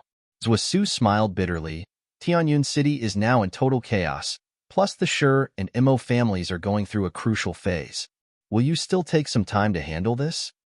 Hardly. Shi shook his head and thought for a while. Since Qi Xiao is going there, my presence is not that important. I will send some other guy. Shi likes goofing around. Would you like him to go with you? Shi stared at Qi Xiao. Qi Xiao nodded softly. I can't leave Tianyun City right now, or Bai Mingshang would suspect me. I will send Shi with you and 2 other warriors. We have to keep it a secret. Don't let too many people get involved. Zhuasu deliberated for a while and agreed with Shi. Shi family head, I need to go back to Cloudy Mountain first. I will get to the Dead Swamp in a month's time. Your people don't need to go with me for now. Let them go with Shi to the Dead Swamp. I can go there faster alone. Qi Xiao said. Okay, I will send Han Feng to follow that bastard Shi and Zhuashi when they leave Tianyun City secretly. 1 month? That would be fine. Shi nodded and handed that treasure map to Qi Xiao and said earnestly, Qi Xiao, please do me a favor to take care of Shi. I want him to be safe. No worries. Qi Xiao didn't refuse, and put that treasure map away naturally. On the 3rd floor of that stone building, the blood vein ring on his ring finger had returned to normal, but Shi was still sitting in a trance. A sudden glimmer flashed through his eyes. A long time later, Shi gradually came back to himself and his eyes sparkled. He lowered his head and mumbled, Inheritance of the War Devil. The martial skill that operates my mysterious martial spirit. Too magical. Chapter 79. The Seal of Life and Death. Chapter 79. The Seal of Life and Death. In the stone tower. Shi expression was full of surprise. His mind clicked, and he continued to violently pour all of his profound qi into the blood vein ring. However, a short time later he encountered a new barrier in the ring. He was out of sorts for a second, and finally came to the conclusion that the blood vein ring was definitely a strange treasure. Inside were layers and layers of barriers, and behind every single barrier was new things to be found. The first time he pounded at the blood vein ring, he obtained the cultivation method for. This time, he got the blood vein ring was like a patient mentor who will set a barrier at every special stage, and you could only peek into its secrets if you can break that barrier. The complex ancient was clearly imprinted deep in his mind. Just like the skill, once he focused on the mnemonics would appear in his mind. Shi couldn't immediately and completely understand the mnemonics of but just from a glance, he could understood that there was an extraordinary martial skill that could utilize his mysterious martial spirit. Using the circulation method of he was able to stir the negative energy in all of his meridians. Those negative energies would flow towards his left arm in a special pattern, forming a with extremely negative characteristics. He also had secret methods to stir the profound qi in the whole body, making it flow into the right arm, and form another extraordinary thing called the left hand is and the right hand is When using this skill in battle, the 2 seals can be merged into one, forming the true. The power of depended on the density of the negative energies in the body and the amount of profound qi. Its strongest power would be released when forming a total of 49 seals. 7 seals would be marked as the first sky. As the realm and martial skill of a warrior progressed, the number of seals forming would increase when using. Every time one broke through to another sky, the number and size of the seals formed would multiply. According to the mnemonics of once you reaching the 7th sky, 49 seals would instantly form and release an earth-crushing power. and if these 49 seals were fused together, it would emit an invincible strength, easily able to crush the highest mountains. However, the mnemonics on them were quite hard to understand and would take a while to completely digest. Before he could completely figure out the deep meanings of the ancient texts, Shi Yin didn't dare to rashly cultivate them. He knew from learning that any secret martial skills coming from the blood vein ring weren't to be underestimated. After thinking for a while, Shi Yin decided to spend his time trying to understand the mnemonics about the seal. Shi Yin slowly stood up. He furrowed his brows and moved to the window, gazing across at the Shi family's artificial lake. A beautiful figure suddenly appeared into his view. A strange light flashed in Shi Yan's eyes. There was a surprise on his face, and he murmured quietly, "Why has she come to the Shi family?" Far away by the lake, Exquisite Yin was wearing a veil on her face, looking every bit the peerless beauty. She was being led by Han Feng to the back door of the secret room of the Shi family. Shi Yin had a strong impression of Exquisite Yin, the mysterious woman. Just by gazing from far away, he immediately recognized her, and secretly he was surprised. Led by Han Feng, Exquisite Yin quickly went into the garden behind the lake and disappeared into the secret room. Soon, Qi Xiao and Zhuo Su also quietly followed and disappeared through the same door into the Shi family's secret room. After a while, Shi Jian finally walked out of the stone room. His eyes swept to the Shi Yan stone tower and immediately started walking towards it. Shi Yan's mind flicked. He silently closed the windows and quietly sat down on the third floor of the stone tower, as if he had been deeply immersed in cultivating. "Kid, what was that just a moment ago?" Shi Jian quickly appeared on the third floor of Shi Yan's tower. As soon as he came in, he immediately glared at Shi Yan and asked, "What was what?" Shi Jian opened his eyes, looking confused. "Half an hour ago, there was a strange fluctuation coming from this place. Did you make that happen? You little brat better explain to me." "I don't know. I was just quietly cultivating. I just reached the human realm, and I'm still trying to get familiar with the circulation pattern of the natural energies. Maybe I just accidentally tuned into the natural patterns and caused a resonance of the natural energies." Shi Yin smiled, full of bullshit. Shi Jian furrowed his brows, stared at Shi Yin for a second, then finally sneered, "You little brat, hiding a bunch of secrets, huh? Humph. I couldn't care less. Just don't act too recklessly and screw yourself over." As the head of the family, Shi Jian could immediately see he wasn't speaking the truth. But Shi Jian didn't want to intervene on everything. Seeing that Shi Yin was fine, Shi Jian just allowed him to keep bullshitting. After pondering for a second, Shi Jian told him about the issue that Exquisite Yin, Zhuo Su, and Qi Xiao came to talk about. Then he finally said, "This time, I am going to let you, Han Feng, and Ku Long go together. We are only investigating the location of the gate of heaven this time. To get to understand the situation, you only need to follow along and get some experience. Remember, don't act rashly. If anything happens, just let Qi Xiao and that Xia girl handle it. These two both have the Sky Realm combat abilities. Even if they can't take on the nine-headed Sky Snake, they could at least keep you guys safe." Shi Yin was surprised. He didn't expect Exquisite Yin to be so generous. Not only did she not blame Qi Xiao for the sneak attack, she also stepped on the Mo family in order to divert everyone's attention. In the end, she forgave what had happened and took the initiative to lend her hand. This woman was something. Shi Yan's eyes glimmered, secretly surprised. He frowned, thought for a moment, and said, "Don't worry. I also care about my life a lot. I don't want to lose it. My role is just to fill up a spot in the exploration of Gate of Heaven. I won't put my life on the line for this." "Okay, prepare yourself. Tonight at midnight, you, Han Feng, and Ku Long will secretly set off and meet up with Zhuo Shi at the north entrance of Tianyun City. Remember, you have to be careful. The Gate of Heaven is important, but you are more important to the Shi family. You have to come back safely." "Understood." The Baiming family. Baiming Shang sat at the 7th level of the ice pavilion, his body overflowing with freezing energy. There was even a layer of frost covering his body. Just looking at him, Baiming Shang looked like an ice sculpture, appearing very strange. Bai Su, Yin Kue, and Jiu Shan were standing aside, their expression serious. Other than them, there was also Bai Su's father, Bai Chia. Bai Chia was at Earthrealm, Third Sky. He always took care of affairs outside of Tianyun City, but after hearing about the chaos happening in Tianyun City, he rushed here from Beiluo City overnight. After Bai Shang fought with Xia Xian Yin, he immediately entered the ice pavilion and hadn't come out since. The masters in the Bai family were worried about Bai Shang.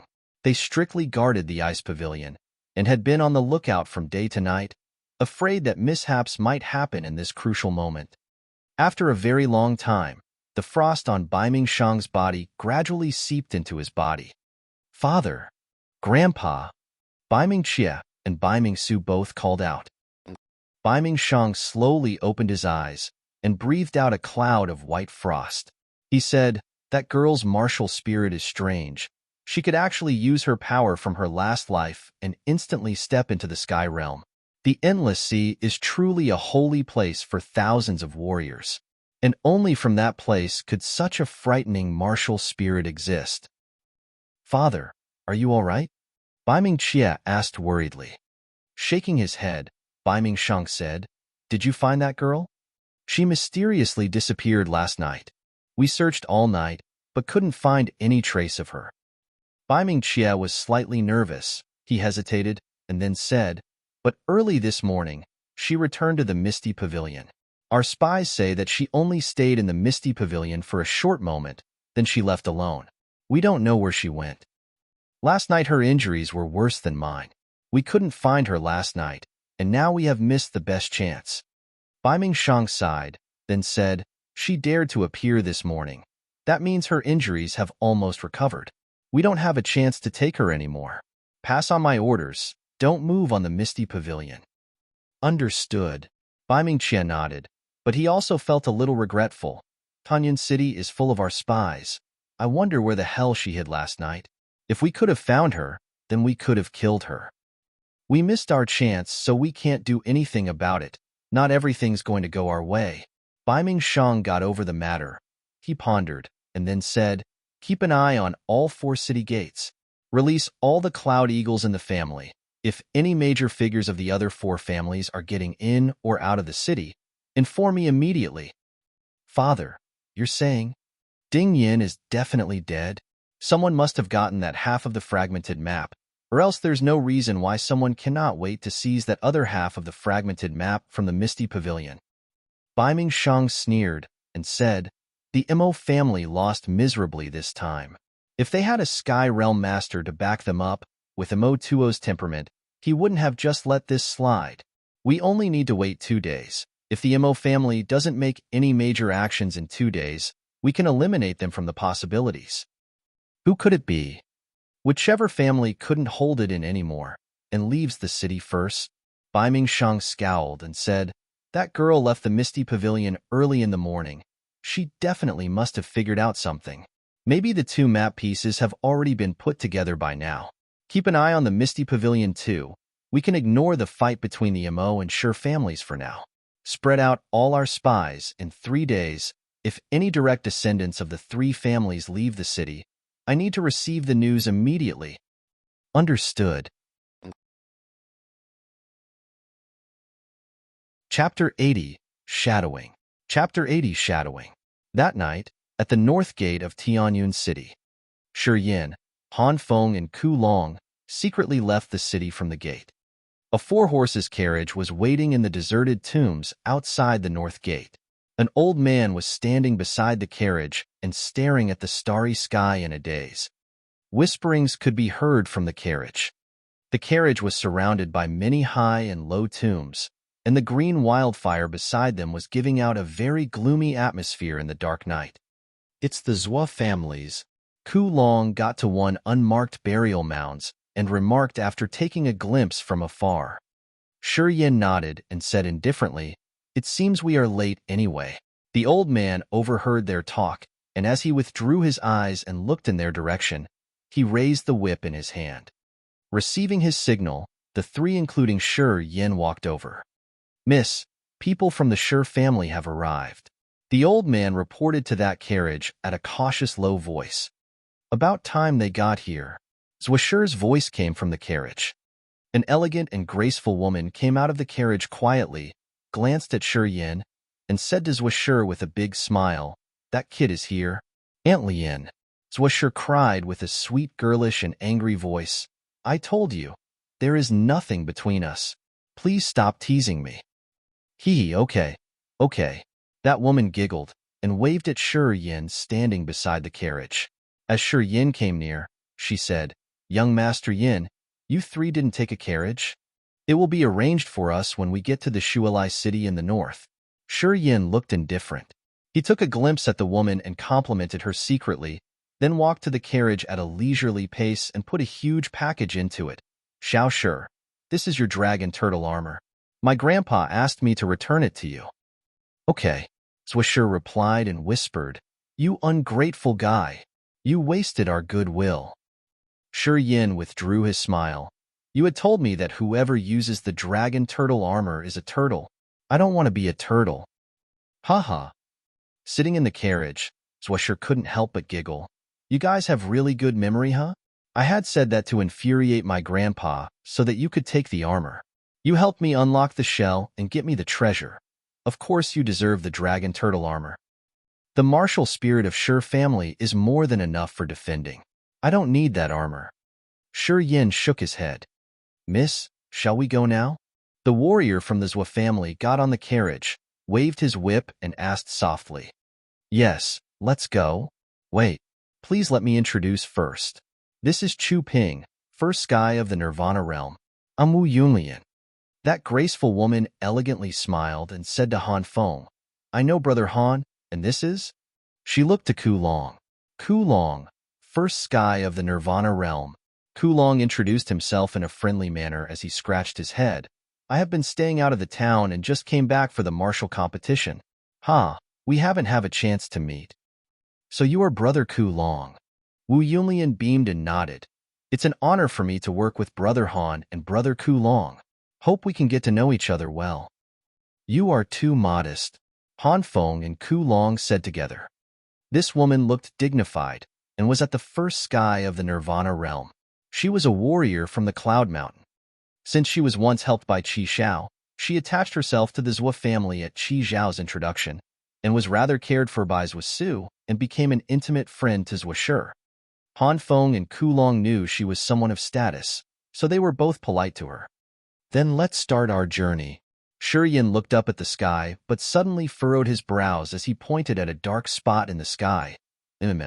What's that?" Chu Ping, Han Feng, Ku Long, and Wu Yunlian raised their heads together. "A cloud eagle." Han Feng's expression changed as he yelled, "It's the Biming families. A cloud eagle has perfect eyesight and can see people on the ground clearly."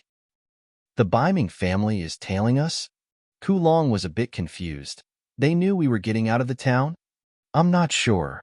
Chu Ping was a little surprised as well. He gazed at the departing eagle and said, "Maybe it's on the way back the Biming family from somewhere else and happened to be here.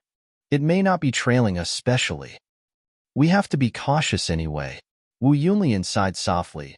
"We need to be quick. Even if the Biming family is shadowing us, they can't find us easily if we are cautious enough." "Okay." Later that night, in the ice room of the Biming family. "Father, news came that people from the Shi and Zhua families secretly left from the North Gate. The Shi family have sent Han Feng, Ku Long, and Shi Yin, and the Zhua family have sent Chu Ping, Wu Yunlian, and one other in a carriage. It must be Miss Shi." Biming Qi hurried back to the ice room and told the latest news after a bow. Biming Su was in the ice room too. He was training with the aid of the freezing air in the ice room. Hearing upon the news, he opened his eyes and cried out, "It is the Shi family and the Zhua family."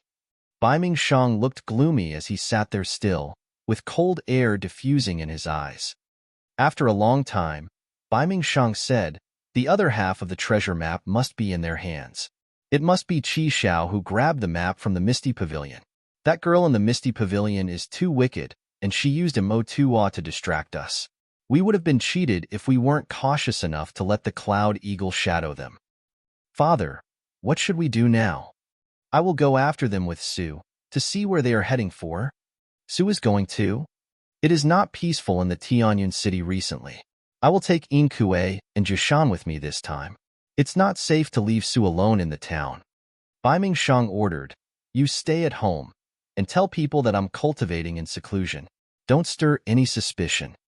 Got it. Grandpa, the Zhua and Shi families must have come to a certain agreement with the Misty Pavilion.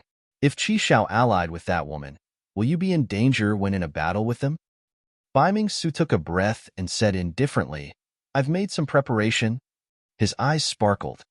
The Dark Master from the Dark World sent a message days ago that he wants Mu Yu Dai. I haven't replied yet. Bai Mingshang thought for a while and looked at Bai Mingsu. He is at the Sky Realm. It would be fine with his help. Qi Shao and that girl can hardly compete with us. They could only choose to cooperate with us to explore the Gate of Heaven. The Dark Master from the Dark World. Bai Mingsu was shocked, but also sad. He whispered after a long while, Grandpa, what on earth do you mean? Mu Yu Dai's martial spirit is great, but it's useless for us. Rather, that Diyalan may be able to combine with our ice martial spirit.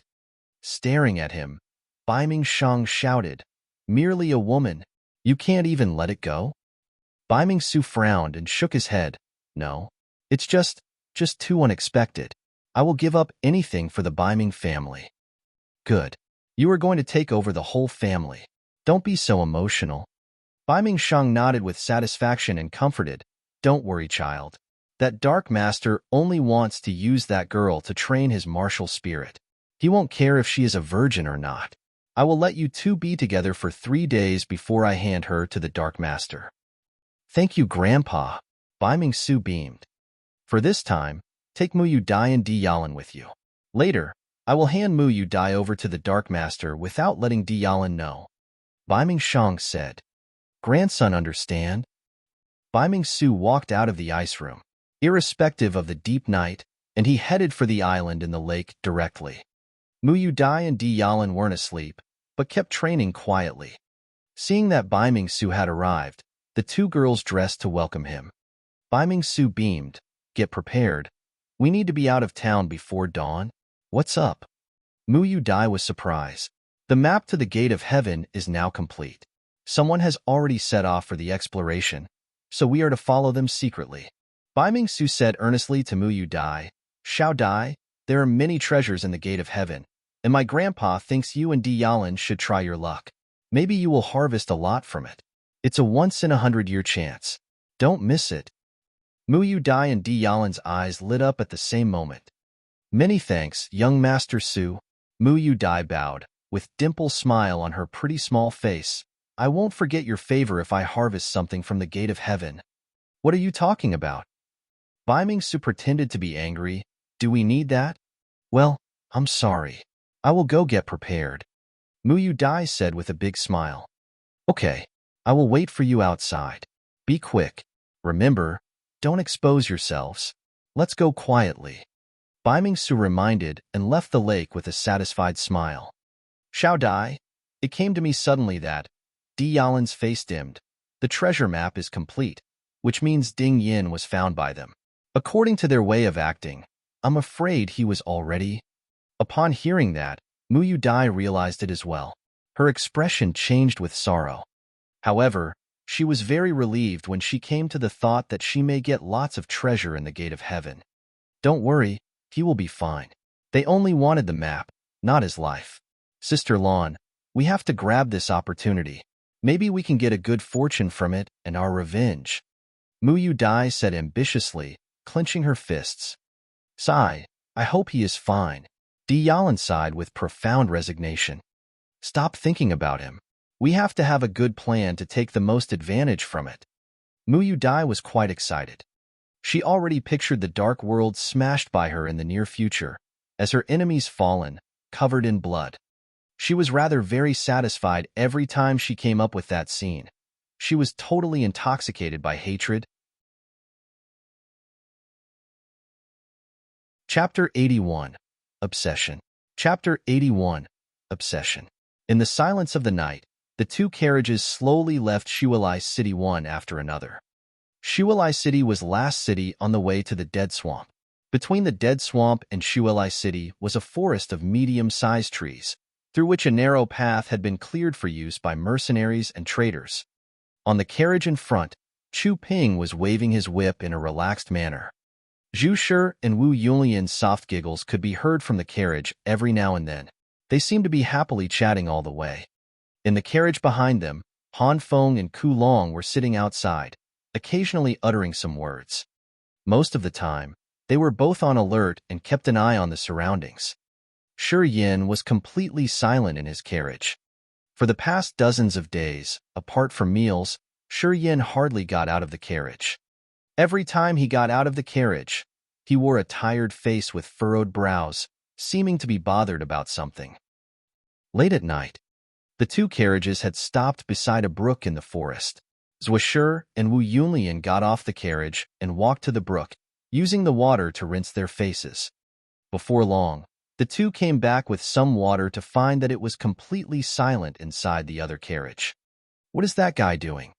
Wu Yunlian looked at the carriage in confusion, her expression clearly showing bewilderment.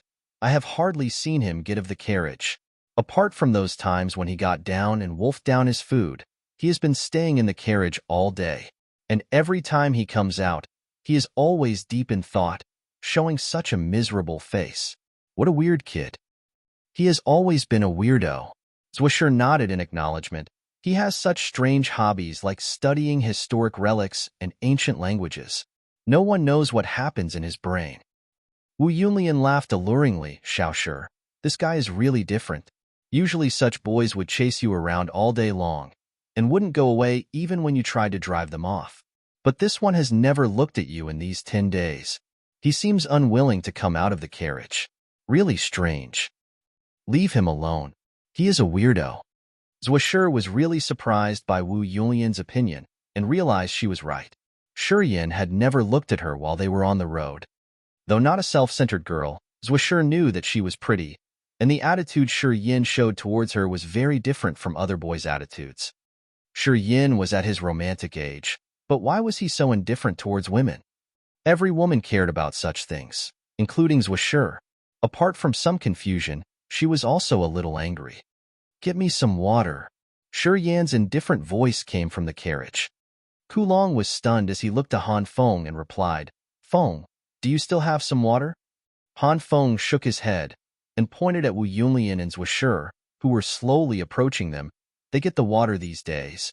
Ku Long stuck out his head and looked at Wu Yunlian with a big smile. Sister, please give me some water. My young master is thirsty. Tell him to come get it by himself. Zhuo Shi pouted and grunted. Staying in the carriage all day. He must stink. Weirdo. Ku Long smiled in embarrassment and leaned to the carriage. Young Master Yin, Miss will request you to come out for water. Shi Yin replied briefly, drew the curtain and walked out with a withered face. He looked dumb, his eyes puzzled, seemingly baffled by a certain problem. Without too much thought, he walked towards Zhuo Shi slowly, grabbed the water bag from her hand, and then drank up. After that, he casually handed the bag back to Zhuo Shi, who was rather angry, and turned back for his own carriage while mumbling, that water was fragrant, so strange. Shi Yin. Zhuo Shi blushed in anger. That water bag is mine, not your Shi family's. Shi Yin was shocked by her scream, and finally woke up from his deep thought on the. He asked, so what? Xiao Shi just now drank from this water bag. Hee. Of course it would be fragrant. Wu Yunlian smiled and joked, haha, maybe there's still some of Xiao Shi's saliva in it. Aunt Lian. Zhuo Shi blushed and stamped on the ground. What the hell are you talking about? Ku Long and Chu Ping were stunned, with their faces turning strange. Even Han Feng raised his head secretly to look in their direction. But soon, the three went on for their own business like nothing had happened, as if no one had heard Wu Yunlian's words or saw Zhuo Shi's blushing face. Shi Yin realized it immediately, but he still pretended to know nothing and smiled. It's okay. I'm easygoing. I don't hate your saliva at all. Immediately, he turned back joyfully and got back into the carriage at once, not showing up again. Ha ha. Ha ha ha ha. Wu Yunlian laughed too hard to stand steady as her breasts trembled. She suddenly felt that Shi Yin was not boring at all. His casual words were really hilarious. Zhuo Shi was dumbstruck for a while. Then her eyes widened and she cursed, "Shi Yin, you bastard. Uncle Han, let's go." Shi Yan's calm voice came from the carriage. Okay. Han Feng's mouth formed a strange smile, and he urged Ku Long, "Let's go." Their carriage slowly started moving, and for the first time passed by the other carriage. Standing there with a red face, Zhuo Shi first glanced over at Wu Yunlian, then at the silent Chu Ping, and said angrily, "What are you laughing at? What's so funny? It's not amusing at all. You all are so lame." Then she swiftly slipped into the carriage and yelled, "Uncle Ping, be quick. Kick their carriage. Give that bastard a lesson." Chu Ping was stunned and looked to Wu Yunlian miserably. Wu Yunlian shook her head and jumped onto the carriage. She comforted Zhuo Shi. "Come on, Xiao Shi. Don't be angry. He didn't mean it." "Too rude," he said. Zhuo Shi grunted with indignation, but was too shy to continue. Shi Yin never took it seriously at all. In the carriage, Shi Yin was leaning back and frowning, while odd texts flashed across his mind. The ancient method of the quickly flashed through his mind. Recently, he had wholeheartedly put all of his energy into learning the method. Even when he was having meals, his brain had never stopped thinking. He was trying so hard to understand the practice process of the seal that he was nearly going insane. He was that type of person. Once he was determined to do something, he would focus on it and use everything to realize it, never changing his mind. After so many years of practicing extreme sports, he came to the conclusion that only with obsession could one do things perfectly. At that time, there was only one thought in his mind: to understand the process of the as soon as possible. It was best if he could master the seal before he went into the dead swamp. Only by mastering the seal could he be able to protect himself in the dead swamp and have more opportunities to gain beneficial things. Closing his eyes, Shi Yin tried to relax and began to sort out his recent understandings of the method. After a long while, he willed his profound qi to slowly move from his belly to his right arm. The profound qi didn't move fast, but it was concentrated and was refined within his right arm. As the profound qi gathered in his right arm, the latter became transparent, and even the bone and veins in his hand could be seen clearly. Shi Yin didn't realize the strange changes in his arm. Eyes closed, he tried to execute the ideas that he came up with recently and refine the profound qi in his arm many times. As his arm began to expand, Shi Yin made up his mind and pushed his profound qi toward his palm. Qi. Wisps of crystal profound qi flew out from his fingers like lightning. Those 5 streams of profound qi looked alive as they lingered around his fingers but never flew out far. Still not correct. Shi Yin opened his eyes and gazed at the profound qi on his fingertips. His face showed disappointment as he frowned and mumbled to himself, "There must be something wrong. It's not a sign of success. What on earth should I do?" Chapter 82, A Step Further. Chapter 82, A Step Further. In the following days, Shi Yin continued to remain in the carriage, and no one knew what he was doing. Altogether, the 2 carriages traveled in the forest for 9 days. In these 9 days, both Zhuo Shi and Wu Yunlian would come out time and time again to groom themselves on the riverside and collect water for everyone. Every time Shi Yin came out, he would bury himself in his food, and when he was done, he would hurry back into the carriage without acknowledging the others. It was night again. The 2 carriages were parked under the dense foliage of the trees. The horses were released from their reins to graze nearby. After taking bath, both Zhuo Shi and Wu Yunlian were leisurely lying in their carriage, teasing each other in whispers. Chu Ping, Han Feng, and Ku Long were guarding the carriages and horses, exchanging their cultivation experiences at the same time. In the carriage of the Shi family, Shi Yan's face was full of seriousness, his expression never being so dignified. After 9 days of relentless study, he was finally able to gain some insights. High right arm was gleaming and light. and one could see some strange little white spots flowing through the veins in his arm. Strands of pure, concentrated, profound qi were repeatedly refined in his meridians. He kept using a special method to temper it. After the 7th time, Shi Yan's right arm, which was continuously expanding, soon grew a whole lot thicker. His muscles looked ferocious with veins popping out of them, looking very frightening. "Ha!" Shi Yan lightly shouted, his eyes grim. He kept his gaze on his right arm, and a thought suddenly struck his mind. His right arm abruptly let out a strange, popping sound. After the profound qi was refined 7 times, it actually separated into 7 different flows. The 7 flows of power were dispersed into his meridians, with a clear distinction between them. When he put his concentration into his profound qi, the 7 flows of profound qi suddenly converged onto his wrist. In an instant, those 7 flows turned into one, and a lively aura suddenly gushed out from his right palm. Shi Yan's eyes suddenly became as bright as the galaxy. He immediately tried to stimulate that light formed by the 7 flows of profound qi. Boom! The 7 flows of profound qi fiercely rushed into his palm. The center of Shi Yan's palm suddenly burst into bright rays. The mass of strange, profound qi coagulation all of a sudden exploded in his palm. Countless light specks of profound qi instantly filled his palm. They flowed into the lines on his palm, making his hand shine with a strange light. Suddenly, the countless light specks fiercely shot out from the lines on his palm. The light specks were gleaming and unbelievably formed into a strange handprint. A glistening handprint took off and flew out. Shi Yan's palm continuously exploded 6 more times, and 6 identical handprints formed into shape. The 7 handprints were like unleashed horses and randomly struck the carriage that Shi Yan was in. Boom, boom, boom, boom, boom, boom, boom. The carriage broke into pieces. The solid wood planks became like sawdust and flew into the air. Shi Yan just sat there on the ground with a serious expression. He looked at the smashed carriage and the flying sawdust around him in surprise. He could clearly feel that 1/3 of his profound qi had been consumed from this single move. 7 burst out, and all the profound qi that had been gathered in his right arm was instantly sucked dry. When those 7 shot out, his right arm returned to normal, leaving only a slight tingly feeling. Zhuoshi and Wu Yunlian jumped out of the Zhuo family's carriage in alarm. They gazed at this scene in shock.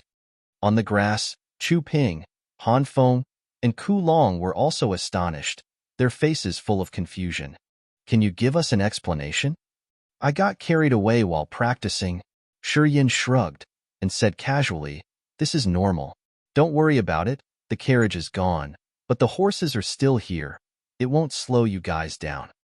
"All this time you were in the carriage and refused to come out was just for practice?" Zhuoshi's pretty face was full of surprise. Silly." Zhuoshi shook her head and said in disdain, "Training is the most boring thing. Your grandpa isn't forcing you or anything. Why do you have to put in so much effort?" "Hobby. PSH, I don't believe you." "Young Master Yin, what is the skill that you're practicing?" Wu Yunlian hesitated for a second, then her expression also slowly turned normal again. The power that was unleashed back in that moment was extremely violent and fierce. That instant explosive force shouldn't be something that an ordinary human realm warrior should have, Wu Yunlian said thoughtfully. "It's nothing." Shi Yan smiled. He didn't want to explain further. He stretched and said to Han Feng, "Uncle Han, my stomach is hungry. Get me something to eat." "Okay." Seeing that Shi Yan didn't want to say anything more, Wu Yunlian didn't ask for more details. She smiled and took Zhuoshi away with her. After gorging down a bunch of food, Shi Yan said to Han Feng, "Uncle Han, I'm going to go wash myself. I'll come back in a bit. You don't need to come along." "Young master," Han Feng hesitated. "It's all right." Waving his hand, Shi Yan reassured him, "I won't walk very far. If there's anything, I'll holler. Don't worry." "Be careful, young master." Shi Yan quickly arrived at the riverbank. He jumped into the river and joyfully took a bath and changed into a fresh set of clothes. After coming ashore, instead of rushing to return to the gathering point where Han Feng and the rest were, he moved further away from them. Under an old tree, Shi Yan's expression was solemn. He suddenly invoked the negative energies in his body. In the meridians all over his body, there hid the different negative energies of bloodlust, fear, slaughter, and desperation. They all emerged, and under his will, the negative powers all flowed towards his left arm. The shriveled left arm was covered with white mist. The mist shifted unpredictably, like the faint shadows of ghosts. His mind flicked. Following to the circulation method of the right arm, Shi Yan started invoking the negative energies in his left arm.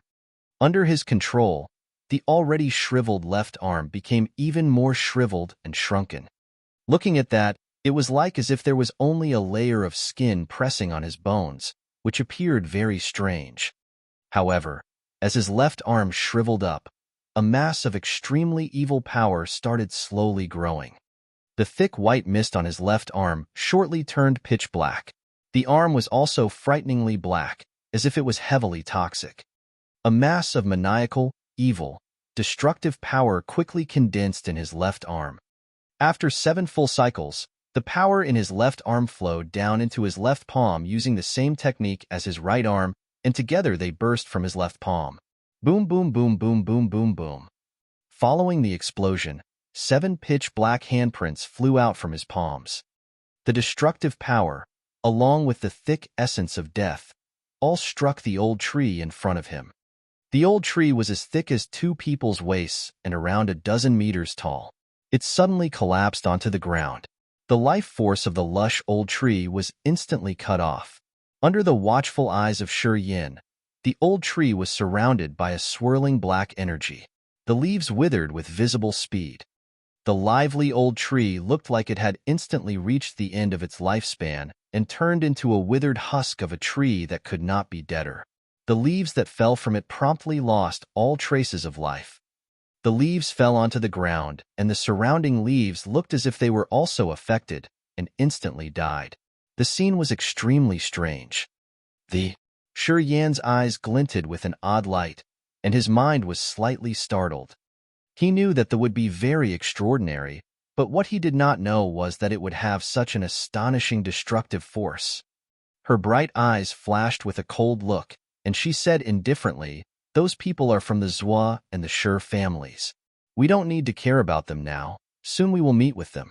Then, at that time, I will see how arrogant that bastard is. He dares to gossip about me behind my back." Chapter 83, Meeting Face to Face. Chapter 83, Meeting Face to Face. The journey continued. Shi Yan lost his carriage, so he had to make do with a horse to mediate. But he still found a way to continue practicing Every night, whenever he had free time, he would make an excuse to leave and put into action the knowledge gained throughout the morning. However, every time he tried to join the result was always a failure. The merging of was very difficult. Every time he formed the and, he was unable to project them simultaneously. Either that was executed first, or the suddenly lashed out. If one wanted to merge them to form the true, the very first step would be to execute both types of seals simultaneously. Only if this was achieved, could the be formed. This required extreme control. It has to be mentioned that the condensing of his profound qi and the negative energies must be synergetic. Existence of any flaw was out of question. Shi Yan was aware of this. However, every time he tried to put his thoughts into action, he found the process to be very difficult, and all his attempts ended in total failure. Noting that they were getting nearer to the dead swamp day by day, Shi Yan stopped his practice. After all, the simultaneous consumption of profound qi and negative energy was huge. Every time he practiced, his body would weaken for a while. Especially when forming it required using first, however there would always be some backlash. In order to be in top condition while in the dead swamp, Shi Yan reluctantly stopped his attempts. Determined that he wasn't going to stress out anymore, Shi Yan was more relaxed. As he no longer spent his time in meditation for the upcoming journey, he had plenty of time to interact with the 2 girls, Wu Yunlian and Zhua Shi. While traveling together for some time, Shi Yan gained some understanding of Wu Yunlian and Zhua Shi. They didn't especially get along very well, but they didn't have any conflicts either. On this day, Shi Yin was riding his horse alongside the carriage of Zhou family. His expression was serene, and he was still deep in thought about the young master. We're here. At this moment, Han Feng pointed forward and said quietly, the people from Misty Pavilion are already waiting. Shi Yin stared and gazed into the distance, spotting 3 black dots. Wu Yunlian also stuck her head out, looking into the distance. She then whispered, everyone be careful. Misty Pavilion is an outsider to us. That woman can reach the Sky Realm, so let's just watch out. Hearing that, everyone nodded. Shi Yin, however, furrowed his brows slightly. He didn't know how Xia Xian Yin would react after seeing him. On that day, before Xia Xian Yin fainted, she had clearly seen him. Xia Xian Yin definitely knew now why she was at the Misty Rain house. During this meeting, who knows if Xia Xian Yin would interrogate him or not. But Shi Yin wasn't particularly worried. At the Misty Rain house, the only time he really violated Xia Xian Yin was when she was unconscious. Xia Xian Yin should not know what he had done. Xia Xian Yin never separated far from Shi Yin and the rest. Although she had nonchalantly tossed out the half part of the map, inwardly she was still cautious of them. She was constantly on guard towards the Shi and Zhou families in order to prevent them from taking any covert action without her knowledge. That day, when Shi Yin had commented on her, she had heard it clearly. She was naturally agitated from inside. But when she saw Shi Yin, she recognized him as the one who had brought her to the brothel. This made her even angrier. What happened that day was deeply imprinted into her memory. Many times in the past several nights, whenever Xia Xian Yin woke, she would still feel herself lying in the Misty Rain house. And whenever she thought about it, she would imagine herself lying unconscious on the ground while that guy enjoyed himself with the 2 prostitutes right in front of her. She felt unreasonably angry. Finally, Shi Yin was right in front of her. Xia Xian Yin only glanced at Shi Yin once, then she pointed at him and said coldly, you follow me, I have some things to ask you. Wu Yunlian, Zhou Shi, and Han Feng were all shocked. They looked at Xia Xian Yin weirdly, not understanding why she would want to talk with Shi Yin alone, instead of asking for Qi Zhao's whereabouts. Shi Yin had already expected her to do that, so he nodded and said calmly, okay. Shi Yin's attitude made Wu Yunlian and the rest even more confused. Han Feng was stupefied for a second, slightly worried. Young master. It's all right. Shi Yin waved his hand and left along with Xia Xian Yin. Shortly, the 2 arrived under an old tree. That day, it was you, right? Xia Xian Yin's bright eyes looked straight at him and asked indifferently. That day at the brothel, while I was unconscious, you did that with the 2 prostitutes? Xia Xian Yin secretly clenched her teeth. You are the most perverted bastard. Shi Yin couldn't help but laugh. He nodded and said calmly, I'm a man. This is my nature. There's nothing to be ashamed of. But I don't suppose I did anything to you? In fact, I saved your life. That night, if you weren't at the brothel, the Biming family might have found you. On that note, you should thank me. Xia Xian Yin was a bit stunned. It seemed she didn't expect Shi Yin to honestly admit his lechery in front of her. Xia Xian Yin was in a fix, and her expression was changing continuously. It was as if she very much wanted to scold Shi Yin, but didn't know where to start. To scold him that he's perverted? Well, he's already admitted that. He's already so shameless. What's the use in scolding him further? Xia Xian Yin felt agitated for no apparent reason.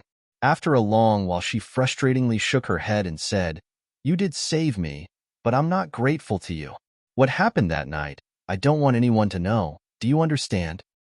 Xia Xian Yin's beautiful eyes were cold. Her intention of a threat was clear. Don't worry, I'm not that stupid. Shi Yan's expression was indifferent. That night, did you do anything else to me? Xia Xian Yan's eyes suddenly showed a little panic.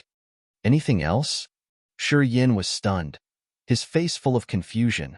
Like what? Listening to this, Xia Xian Yin was raged from inside. and she was continuously repeating the word calm inside her mind. She took some deep breaths and finally said in a cold tone, "I'm saying, did you have any ill intentions of me?" "Of course, yeah," Shi Yin whispered in his mind.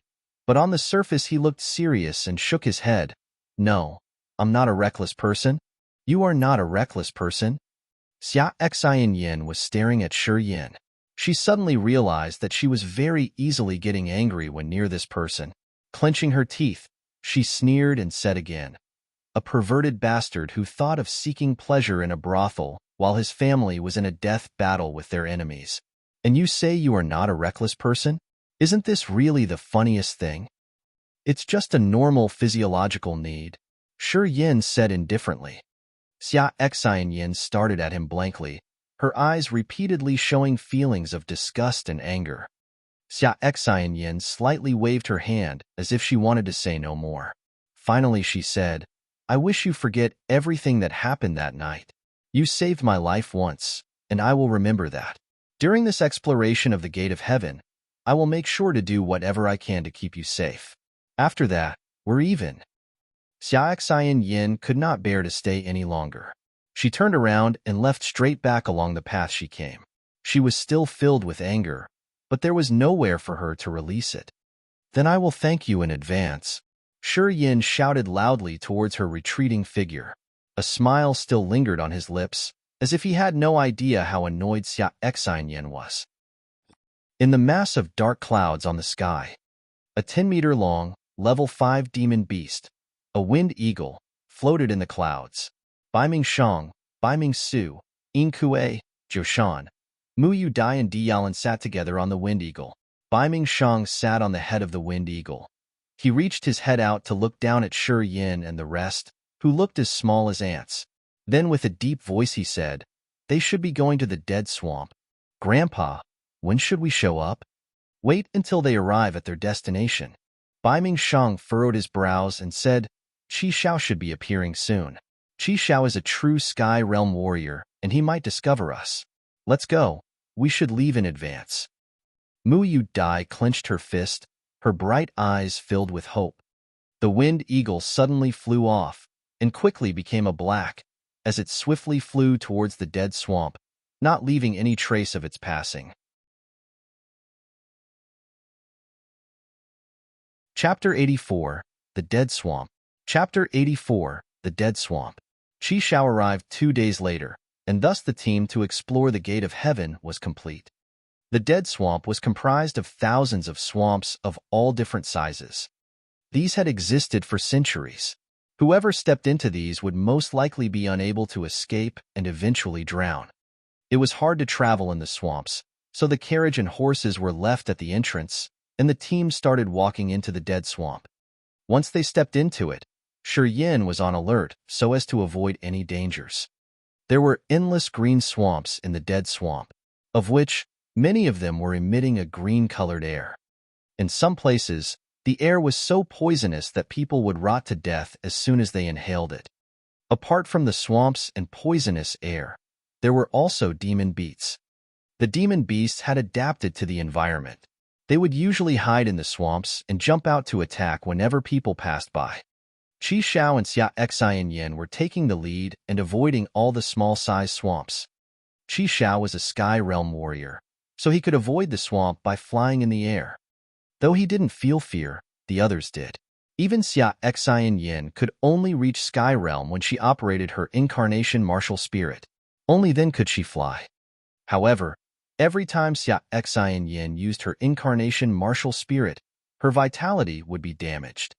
Therefore, Xia Xian Yin rarely used it unless it was an emergency. She was quite cautious along the way, following Qi Zhao's lead. Shi Yan's realm was the lowest among them, and so was his knowledge about this world. Thus, after they entered the Dead Swamp, he kept mute, carefully observing the dangers in the swamp as well as Qi Xiao and other people's reactions. "There is a 3-mile-long swamp in front of us which we can't avoid." Qi Xiao paused, standing on a wet area, and frowned. "This swamp should be the safest one around this area. Be careful, we need to take the risk this time." Wearing a rigid face, Shi Yin observed the swamp in front of him with furrowed brows. The swamp was 3 miles long and filled with green mud, at the center of which there were pieces of dry land, enough for 2 or 3 people to stand on. Some of those dry lands were dozens of meters away, while some were only 2 or 3 meters apart. It would only be safe to pass this swamp by walking on the dry areas. However, Qi Zhao's next statement crashed his plans. Don't even hope that the dry areas could hold people. It will sink even faster once you step on some of them. Many of those dry patches just float on the swamp and can't sustain any weight. Once you step on it, it will quickly sink. Shi Yin turned serious in surprise, not saying anything. Don't worry, I will test every dry area so that you can walk on the solid ones. Qi Xiao saw through their worries and smiled. You guys just need to follow me. It will be fine. But some of the dry areas are quite small. They may support my weight, but not 3 or 4 people. So we still need to be careful. Everybody nodded with a rigid face. Even Zhuo, who was quite relaxed before, got a little nervous and observed the dry lands before her cautiously. Miss Ya, there may be a lot of danger. Could you help me with your Sky Realm energy? Qi Xiao hesitated and looked to Xia Xian Yin. Xia Xian Yan's crystal eyes showed hesitation behind her veil. After a thought, she said, Mr. Qi Xiao, if you can handle it by yourself, please do so. I will be quite weak for a while after using my Sky Realm energy. I want to save my energy for the 9-headed sky snake, but not these swamps. Hearing that, Zhuo and Wu Yunlian secretly frowned. They assumed she didn't want to help and regard them as her friends. Therefore, they were a little disappointed, though they didn't show it. Qi Xiao didn't mind, though, as he nodded. Well then, let me do it. But you have to be more careful since Miss Ya isn't able to help. Don't step anywhere randomly without my confirmation. It will be tough even for me to save you once you sink into the mud. The group nodded together seriously. Follow me. Qi Xiao took a light breath and flew over and landed on a dry patch. He placed one foot on it, and it sank immediately into the mud. Shi Yan's expression changed slightly with solemnness crossing his eyes. He suddenly realized that this journey may not be as smooth as he had imagined, thus he had to be more focused. Qi Xiao was calm. Seeing the earth sink, he remarked, You see, this piece can't even hold one person. If you jump onto it, you will sink with it. While talking, he flew up again and landed on another piece of dry land. That piece was quite solid, not sinking at all. This is okay, but still be careful. It may be dangerous if more people land on it. Qi Xiao stamped as he reminded others. The land under him shook and slowly sank again. This can support 3 persons. No more than 3 people can stand on it when you pass through. Qi Xiao explained and flew out again. Using the same method, he tested more dry patches. Waiting until Qi Xiao flew 100 meters away, Xia Xian Yin said calmly, Let's go. Then, she moved her well-shaped body and lightly dropped on that dry area. After a second, she moved again to the next safe area and advanced after Qi Xiao swiftly. The 2 huge men who were following her didn't hesitate either, as they stepped one after another onto the dry areas to keep up with her. Zhuo, Wu Yunlian, and Chu Ping followed up, lining along the road where Xia Xian Yin had passed. Young master, after you. Han Feng bowed to Shi Yin. Be careful. Shi Yin nodded, skipped forward, and slowly moved after Zhuo. There was a light acidic smell upon the swamp. After they advanced in the swamp for a mile, Shi Yin found some green bubbles rising out from it, and green gas appeared as the bubbles exploded. Be careful, that green gas is poisonous. Don't breathe in. Qi Zhao's voice came from ahead. We are all at high realm, so it wouldn't be a problem for us to hold our breath for a while. I will find the way as soon as possible. Please follow up. Qi Xiao didn't stop advancing as he was talking. Hopping on and off the dry areas, he kept reporting, This is okay, but be careful, it can only contain 2 people. Shi Yin focused his eyes on Qi Xiao and remembered his steps by heart. At that time, he quite admired the warriors at Sky Realm, for they could fly over this swamp without suffering so much trouble. His desire for more strength and to reach a higher realm became much stronger. With Qi Xiao ahead of them, the group found it much easier to advance. Everybody, except Qi Xiao, was rather relaxed. They were all safe in this dangerous swamp where numerous warriors had lost their lives. However, just as they were about to exit this swamp, Qi Zhao's expression changed as he screamed, "Watch out! Something's in the mud." Pop, pop, pop.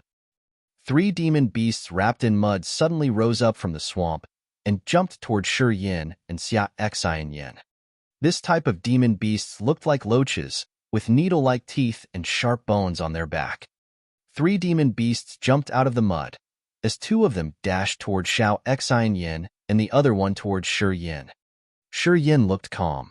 Just as the demon beast was about to touch him, he stretched out his right hand, which petrified immediately and operated his toward that beast. Qi. The demon beast bit Shi Yan's right arm but couldn't crush it. On the contrary, its head was pierced by Shi Yan's fingers. Green blood oozed out of its head before collapsing into the swamp. Boom boom. 2 huge booms came from Exquisite Yan's side. Shi Yin turned back to find that the 2 demon beasts had exploded before they could approach Exquisite Yin and fell into the swamp. A numb feeling came from his right palm, which was covered by green blood. Shi Yin frowned and took out a soft rag from his bag to wipe the blood away. One after another, odd demon beasts showed up from the green, bubble-covered swamp, their numbers reaching about 100 by a rough count. Those demon beasts gazed at them with hatred as if they were about to pick someone to eat. "Shi Yin, did you get any green blood from the green loach on your skin?" Qi Zhao suddenly screamed from the front of the troop. Shi Yin wiped the green blood away casually and turned his eyes to Qi Zhao. "What's wrong with it?" "The green loach has too much poisonous gas in its body, so their blood is poisonous too and will rot your skin." Qi Zhao was rather regretful. "I had meant to tell you after we passed this swamp, for the green loach rarely appears in this area." "Qi Zhao, what are you doing here again?" A hairless, ugly man covered in mud slowly stood up from the swamp. As half of his body appeared, he stared at Qi Zhao and scolded, "Last time you stole my green herb, now what do you want again?" Chapter 85, A Co-Master. Chapter 85, A Co-Master. This hideous-looking strange man could easily navigate through the mud, and the dark green scales on his body made him more frightening. As he shouted in anger, the poisonous miasma in the surroundings all began to gather at their location. The dense miasma concentrated around the group and continued to condense into a dense fog. Walala! Drops of green poisonous water clattered down all of a sudden. A poisonous rain fell upon this swamp. Qi Zhao's expression changed as he yelled, "Zhua Qi, don't you dare make a fuss." At the same time, Qi Zhao took out a small curtain and expanded it at once, covering the whole group. The poisonous rain fell on the silver curtain and trailed through the edges, immediately emitting poisonous fumes when falling in the swamp. "Silver curtain." Face twisted, the ugly man shouted, "You took out your silver curtain. Qi Zhao, you must want to have a good fight with me this time." "Stop it." Seeing the ugly man, Zhua Qi, about to act, Qi Zhao hurried to stop him. "Zhua Qi, you are mistaken about me this time. I haven't come here to fight with you but the 9-headed sky snake, and I only took out my silver curtain to block the snake's poison, not to trap you." "I don't buy it." Zhua Qi laughed coldly. "You want to fight the 9-headed sky snake alone? Who would even believe that? Humph. You have no grudge against the 9-headed sky snake. You must have come for me." After a grunt, Zhua Qi immersed one hand into the swamp and soon, streams of odd green light shot into the mud. One after another, mud dragons jumped out of the swamp. They were as thick as a human waist and were about 10 meters tall, trying to bite their group. Zhua Qi could not only control the miasma in the dead swamp, but could also control the mud. Shi Yan's expression changed slightly, as he didn't expect themselves facing such a tough enemy right at the beginning of their journey. He was immediately vigilant, circulating his profound qi, and prepared to attack those mud dragons. Those mud dragons flew out from the swamps swiftly and moved towards the group from all directions. It was quite magnificent. The dry land on which the group was currently standing on was continuously sinking into the swamp under Zhua Qi's control. Xia Xian Yan's eyes turned icy as she decided to use her incarnation martial spirit. Zhuaqi, believe me, I haven't come for you. Qi Xiao yelled anxiously. Qi Xiao was fully assured that he could beat Zhuaqi, but the consequence to their group would be dreadful. He firmly believed that once they entered into battle, only he and Xia Xian Yin could withstand Zhuaqi's attacks. Shi Yin, come here. I will protect you. Xia Xian Yin glanced over him and said without any emotion. Han Feng and Ku Long were surprised and looked at Xia Xian Yin in confusion. So were Wu Yunlian and Zhuo Shi. It was unreasonable that Xia Xian Yin would try to protect Shi Yin. Shi Yin dared not take the risk, so he hopped through the drylands to Xia Xian Yan's side. Zhuaqi. Qi Xiao was astounded. The gate of heaven is in the Yin Valley. I came for the nine-headed sky snake. Stop now. What? Zhuaqi was quite surprised as he screamed. The gate of heaven? Yes. We got a treasure map. And the gate of heaven turned out to be located in the Yin Valley. Qi Xiao had to tell him the truth. Zhuaqi was stunned, and then giggled cunningly. As he was giggling, the green miasma in the air began to float away from the group. As the green miasma dispersed, the poisonous rain stopped as well. The flying mud dragons turned back to mud and fell into the center of the swamp. Hundreds of green loaches which were rushing up also stopped as they saw the mud dragons disappear. Under Zhuaqi's order, they went back under the mud as well. Zhuaqi then stopped. Qi Xiao was relieved and stretched his hand up into the air and shrunk the curtain, finally falling into his palm. The swamp went back to serenity. Even the green bubbles gradually disappeared. The dangerous swamp suddenly became quiet. I know you want to beat the nine-headed sky snake too. Qi Xiao grunted and reproached in a rage. I bet you would have regretted it if you had stopped too late. As he was speaking, he looked at Xia Xian Yin. Qi Xiao could compete with Zhuaqi alone, and with Xia Xian Yin at the Sky Realm, Zhuaqi would have been in great trouble. Zhuaqi looked towards Xia Xian Yin as he noticed Qi Xiao's gaze and frowned. He could feel a stream of forceful power subsiding in her body. Just from a glance, Zhuaqi noticed that this woman was unmanageable, and she was operating some tricks secretly. Shi Yin stood by Xia Xian Yin with a gloomy face, still gazing at Zhuaqi vigilantly. Without taking a look at Shi Yin, Xia Xian Yin said calmly, Mr. Qi Xiao, can you introduce this swamp master to us? He is just a co-master. Qi Xiao shook his head with disdain, glancing at Zhuaqi, who was rather unhappy with him, and said, Zhuaqi is active in the outer area of the dead swamp, where there are small swamps and miasma. However, at the center of the dead swamp, that is to say, the Yin Field, the nine-headed sky snake takes control. There is no way he could take charge there. Qi Xiao, the Yin Field is mine. Zhuaqi suddenly cried out, my father practiced there. I will get it back sooner or later. Till you get it back. Qi Xiao smirked and nodded to Xia Xian Yin. Miss Xia, walk to the bank now. Xia Xian Yin nodded, glanced at Shi Yin with her brows furrowed, and said indifferently, leave now? Okay. Shi Yin responded casually and hopped through the drylands where Qi Xiao had tested, to a muddy area ahead, and soon he was ashore. Zhuaqi grunted, moved his muddy body swiftly in the swamp, and also reached the shore. But half of his body was still in the swamp, for he was still a little suspicious of Qi Xiao. Shi Yin, how are you now? The blood of the green loach didn't hurt you? Do you need Zhuaqi's help you remove it? Qi Xiao asked as he suddenly recalled the incident. Standing there, Shi Yin looked down to his palm and shook his head. I'm fine. His immortal martial spirit had cleaned the poison before he knew it. Hearing that, Qi Xiao and Zhuaqi looked at him in surprise. Only these two knew that a human realm warrior would suffer fatigue for at least one day after touching the green loach's blood. Others didn't know about the blood, so they didn't care much and walked ahead. Soon, Zhuo Shi, Han Feng and others also got out of the swamp and landed ashore. Qi Xiao, you really came for the snake? Zhuaqi raised his head and asked, while half of his body was still in the mud. Behave yourself for the rest of our journey. Take the lead if you want to fight the snake. Qi Xiao nodded. Sure. Of course I will help if your goal is the snake. Zhuaqi was cooperative this time. I will send you to the Yin Field nice and safe. But I will go there too, as my father once practiced there and I'm familiar with it.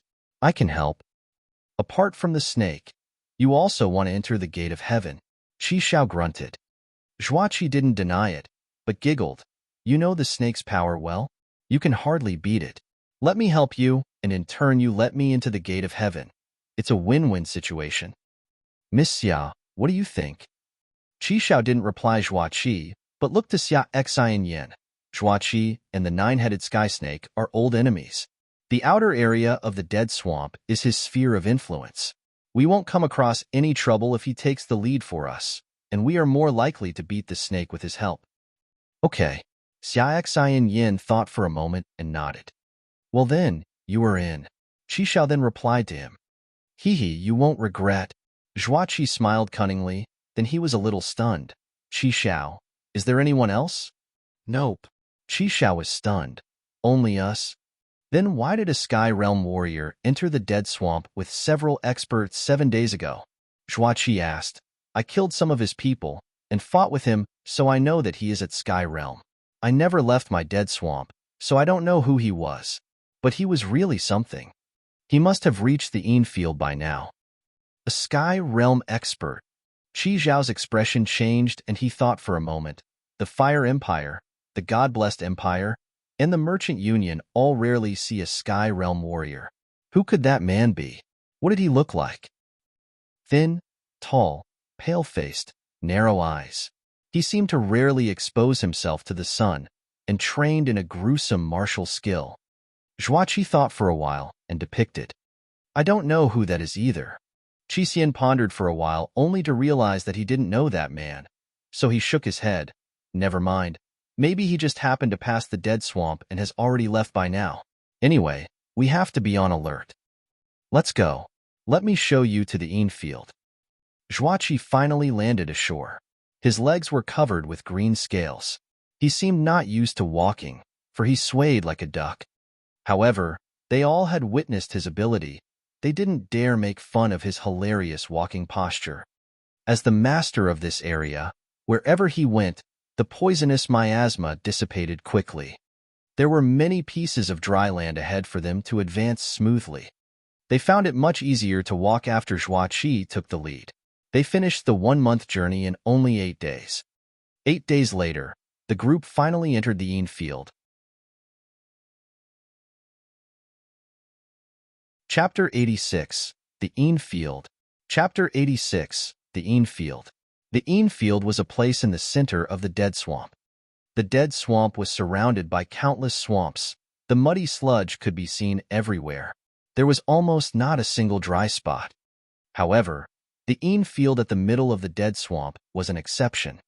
Here, there were no swamps and no ooze. The ground was mostly flat, and although not especially dry, it was still not as humid as the outer area of the dead swamp. The Yin Field was an extraordinary place. The air above the field was covered with thick, dark clouds all year around, such that not even the sun, moon, and the stars could be seen.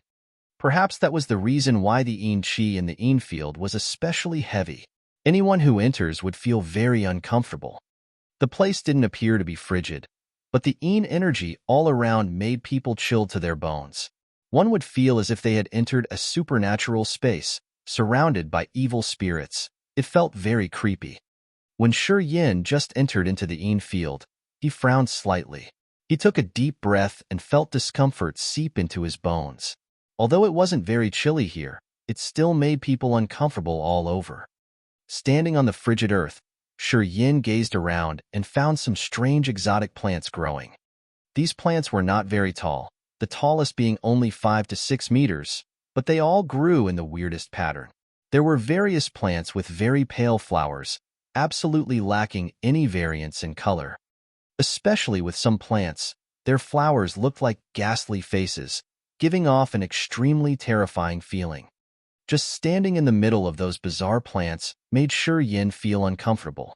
When he looked at those plants, he always felt like they were going to leap towards him and bite him. The Yin Qi here is heavy. The plants that grew from it are very strange. Some plants could even suck in the Yin Qi and the corpse energies. while some others would attack as soon as they smell the breath of a human and entangle onto that human until they die. Zhuachi scowled as he looked at the different plants in the Yin Field and then continued, other than plants, you should also be careful of demon beasts. The demon beasts here especially hate strangers. If they see anyone coming, they will attack until you are dead. Usually when warriors go through the dead swamp, they would rather explore the outer perimeter than in here. Slither, slither, slither. Silvery white long snakes suddenly appeared from within the plants. These snakes were about 3 meters in length. Their heads were cone-shaped, and their tails kept making circular marks on the ground. Their soybean-sized eyes gave out a cold glare. Several dozens of snakes slithered out from the plants. They actually understood how to split up and came from all directions to surround Shi Yin and the rest. Level 2 Demon Beast, Corpse Worm Snake.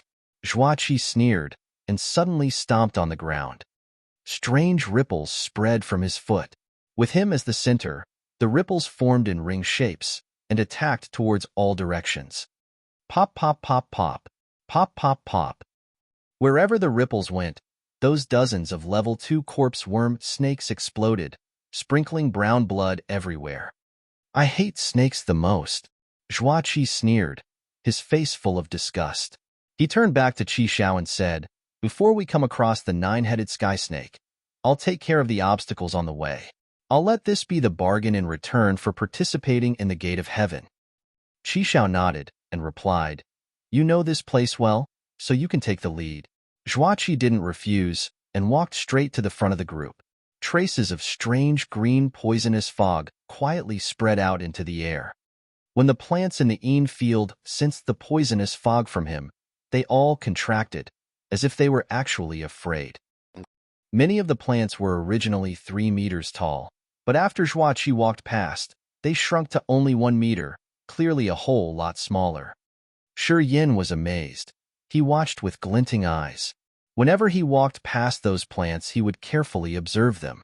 He realized that wherever Zhuachi went, the plants were very docile and submissive. However, if he didn't follow behind Zhuachi and chose to walk a few meters in another direction, those same species of plants would actually open themselves up and try to entangle him, looking as if they wouldn't give up till he was strangled to death. Kid, if you don't want to die, you better follow me. Zhuachi suddenly turned his head and glared at Shi Yin. In his mouth he was quietly muttering, I don't understand all of you. You knew that you were gonna enter the Yin Field, but still brought 2 burdens along. Do they want to sacrifice them later at a key moment? The burdens Zhuachi was muttering about were obviously Shi Yin and Zhuashi. They both were only at the human realm, the ones with the lowest strength. Shi Yin looked indifferent. He was unmoved by Zhuachi's whispers. But Zhuashi was not happy. She pouted and said, what are you muttering about, big earthworm? Who are you calling burdens? If you don't want to come along with us, then you can leave right now. It's not like we can't live without you. Girl, who are you calling earthworm? Zhuachi's dark green scale-covered face slightly shook for a second. He murderously glared at Zhuashi. Say that again. All right. Qi Xiao furrowed his brows and scolded Zhuashi. Zhuachi is an elder. Don't be so disrespectful. We wouldn't have been traveling so smoothly this whole way if it weren't for Zhuachi. Qi Xiao then looked at Zhuachi and said, why can't you stop being so foul-mouthed? If it weren't for your stupid foul mouth back in the day, I wouldn't have tried to fight to the death with you. Why are you doing it again? Zhuachi snorted and fiercely glared at Zhuashi, the scales on his face shaking again, but he stopped mumbling. Zhuashi, however, wanted to keep throwing a few more insults at him, but was stopped by Qi Xiao's glare. She pouted her lips and stopped talking. Xia Xianyin and the 2 giant men were on the left side of Qi Xiao and the rest of the group. She didn't talk, her expression was indifferent. She ignored Zhuachi, but didn't have the intention to talk to Qi Xiao either. However, occasionally her eyes would drift towards Shi Yin. The expression in her eyes was quite complicated, and no one could figure out what she was really thinking. Since the day they came out from the swamp, she didn't speak a word to Shi Yin. Shi Yin was also sensible. He didn't make a move to get close to her either. This atmosphere between her and Shi Yin made Qi Xiao, Zhuashi, and the rest dumbfounded. But everyone pretended they didn't realize, and nobody went to annoy and ask the two about it. Just come on and follow me. If you want to live, you all better know your place. Zhuaqi snorted and purposely looked towards Shi Yin. Shi Yin looked calm. He didn't bother with Zhuaqi. Just at this moment, Qi Xiao suddenly furrowed his brows, and a hint of confusion flashed in his eyes. What happened?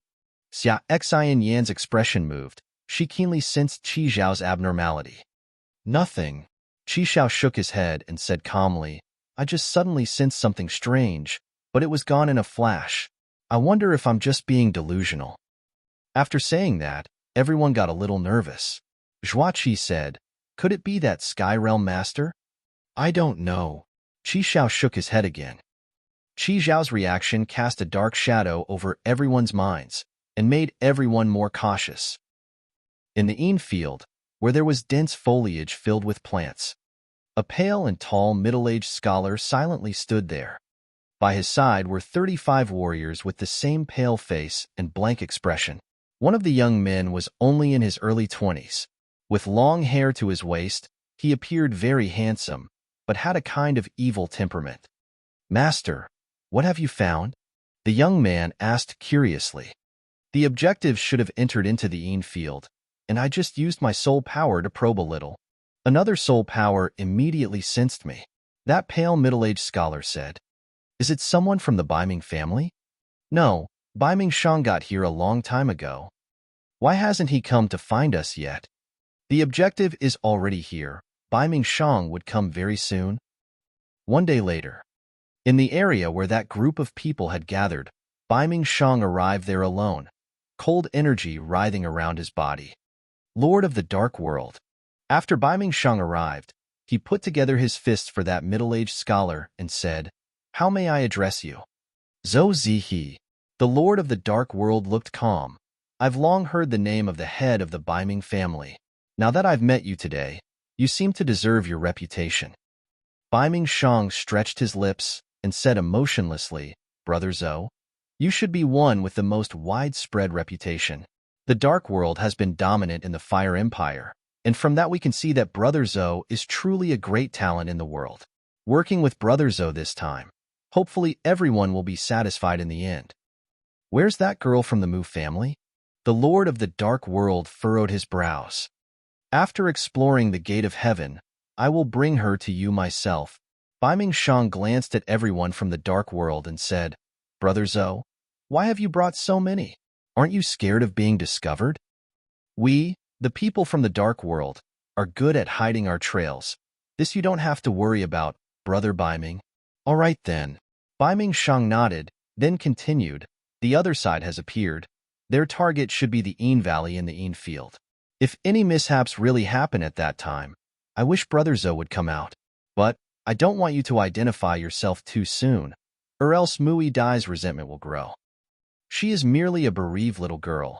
Do you really need to care, Brother Baiming? I don't really care about Muyu Dai, but there's another girl by her side. The martial spirit that girl possesses could be of use to my Baiming family. I don't want that girl to know that we gave Muyu Dai to you, or else it would affect my plans in the future. Sure, the reason I didn't bring my mask this time is to cooperate with you. I stand as the Lord of the Dark World, and I hardly show my true self to others. That Mu girl has never seen me.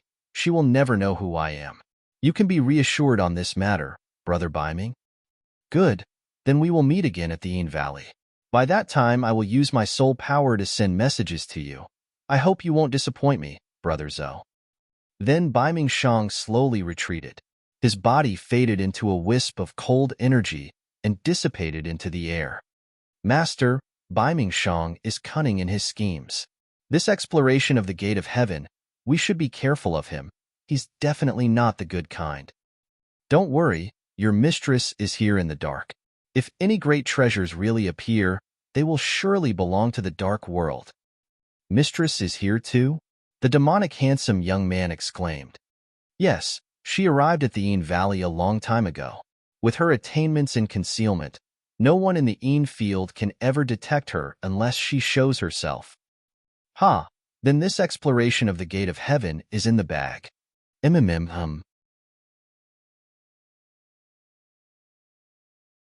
Chapter 87, Black Formula. Chapter 87, Black Formula. Following Zhuaqi and the others, Shi Yin headed for the Yin Valley without stopping. Zhuaqi proved his value along the way by removing those odd plants and brutal demon beasts. Zhuaqi turned out to be the co-master of the Dead Swamp, for he even knew this area, the Yin Field, far better than Qi Xiao. All along the way, Zhuaqi removed all the obstacles easily. In doing so, Qi Xiao and Xia Xian could save their energy for the fight with the nine-headed sky snake. The nearer they got to the Yin Valley, the more they could feel the Yin Qi. Gradually, Shi Yin could feel his profound Qi flowing slower and slower. His ribs and bones were experiencing immense pressure from the Yin Qi. So did Zhuashi. The nearer they came to the Yin Valley, the more pale her face became. Apparently, she wasn't able to adapt to the atmosphere there either. Let's have a rest here, Zhuaqi, Miss Xia. We need to study the treasure map as well. Qi Xiao was being considerate of his students, so he stopped at one clean and flat area and took out the treasure map to study with Zhuaqi and Xia Xian.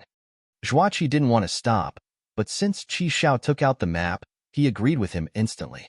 He walked up to Qi Xiao quickly and giggled. I'm very familiar with the Yin Valley. Let me see the map and I can find the position of the Gate of Heaven. Xia Xian hesitated, and she too walked up.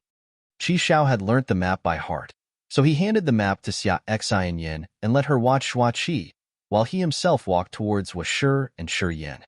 How do you two feel? Can you endure it? Qi Xiao looked to Zhuashi. Zhuashi's pretty face had turned pale.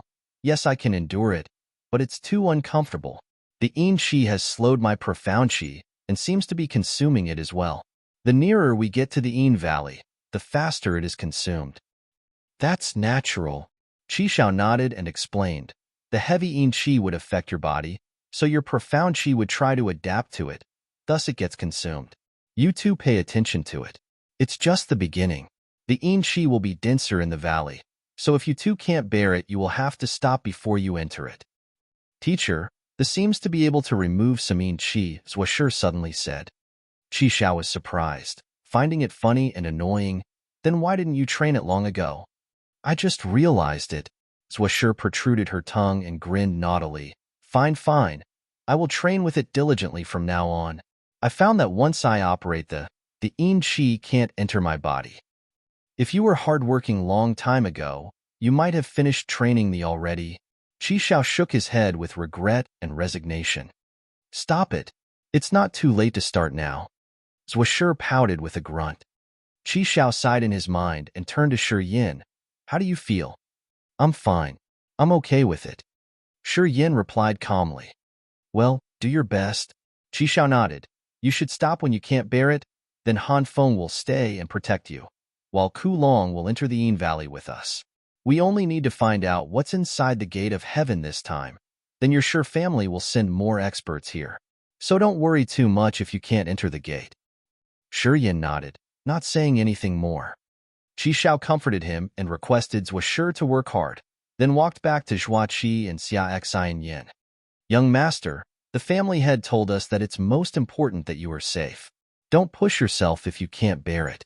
The family head said that we just need to find out the exact position of the gate and what's inside it. Ku Long said in a low voice beside him. I got it. Shi Yin looked indifferent, but his brows were furrowed. A short distance away, Zhuaqi, Xia Xian and Qi Xiao were still studying the treasure map. Although Zhuaqi regarded himself as a know-it-all when it came to the Yin Valley, he couldn't figure out anything when he saw the map, as seen from his confused expression when whispering with Qi Xiao. Shi Yin glanced over them and sat down where he was, when a thought came across in his mind. He was curious about the Gate of Heaven, and he wanted to go inside of it too. However, the Yin Qi here was really tough, as it was omnipresent. At the same time, it was becoming more dense, which was affecting his body a lot. Before they got to the Yin Valley, he had to consume his profound Qi to defend from its influence. He couldn't imagine how powerful the Yin Qi would be in the valley. By then, his profound Qi would be totally consumed, and it would be very dangerous if anything came up. I must find a way to defend against the Yin Qi. After a short deliberation, Shi Yan's expression was determined. He sat cross-legged and tried to search in his memories. An idea flashed across his mind. His face lit up. He picked up his bag and took out a book on the mortal level martial skill. It was only an elementary level martial skill, which needed to collect Yin Qi while training. It was best to train with it where there was dense Yin Qi. Since he took the from Karu, he had given up training it as it was only a mortal level martial skill and required a Yin Qi-filled environment. After he got to the Sure family and witnessed so many martial skills, he had forgotten about the. Therefore, that book was buried in oblivion in that bag. The Yin Field here was heavy with Yin Qi. It was the best place to train in the. Although there was only a mortal level martial skill, since it required Yin Qi, once one was adapted to the environment, he could gather the Yin Qi and use it as a weapon. Sure Yin didn't care much about its power, for as far as he was concerned, it was just a mortal level martial skill, which had limited power. Nonetheless, it could absorb Yin Qi and help him adapt to it, which solved his problem for now. Therefore, he picked up that formula right away. While Qi Xiao, Zhua Qi, and Xia Xian Yin were busy figuring out the position of the gate of heaven, Sure Yin devoted himself to the and its practice process.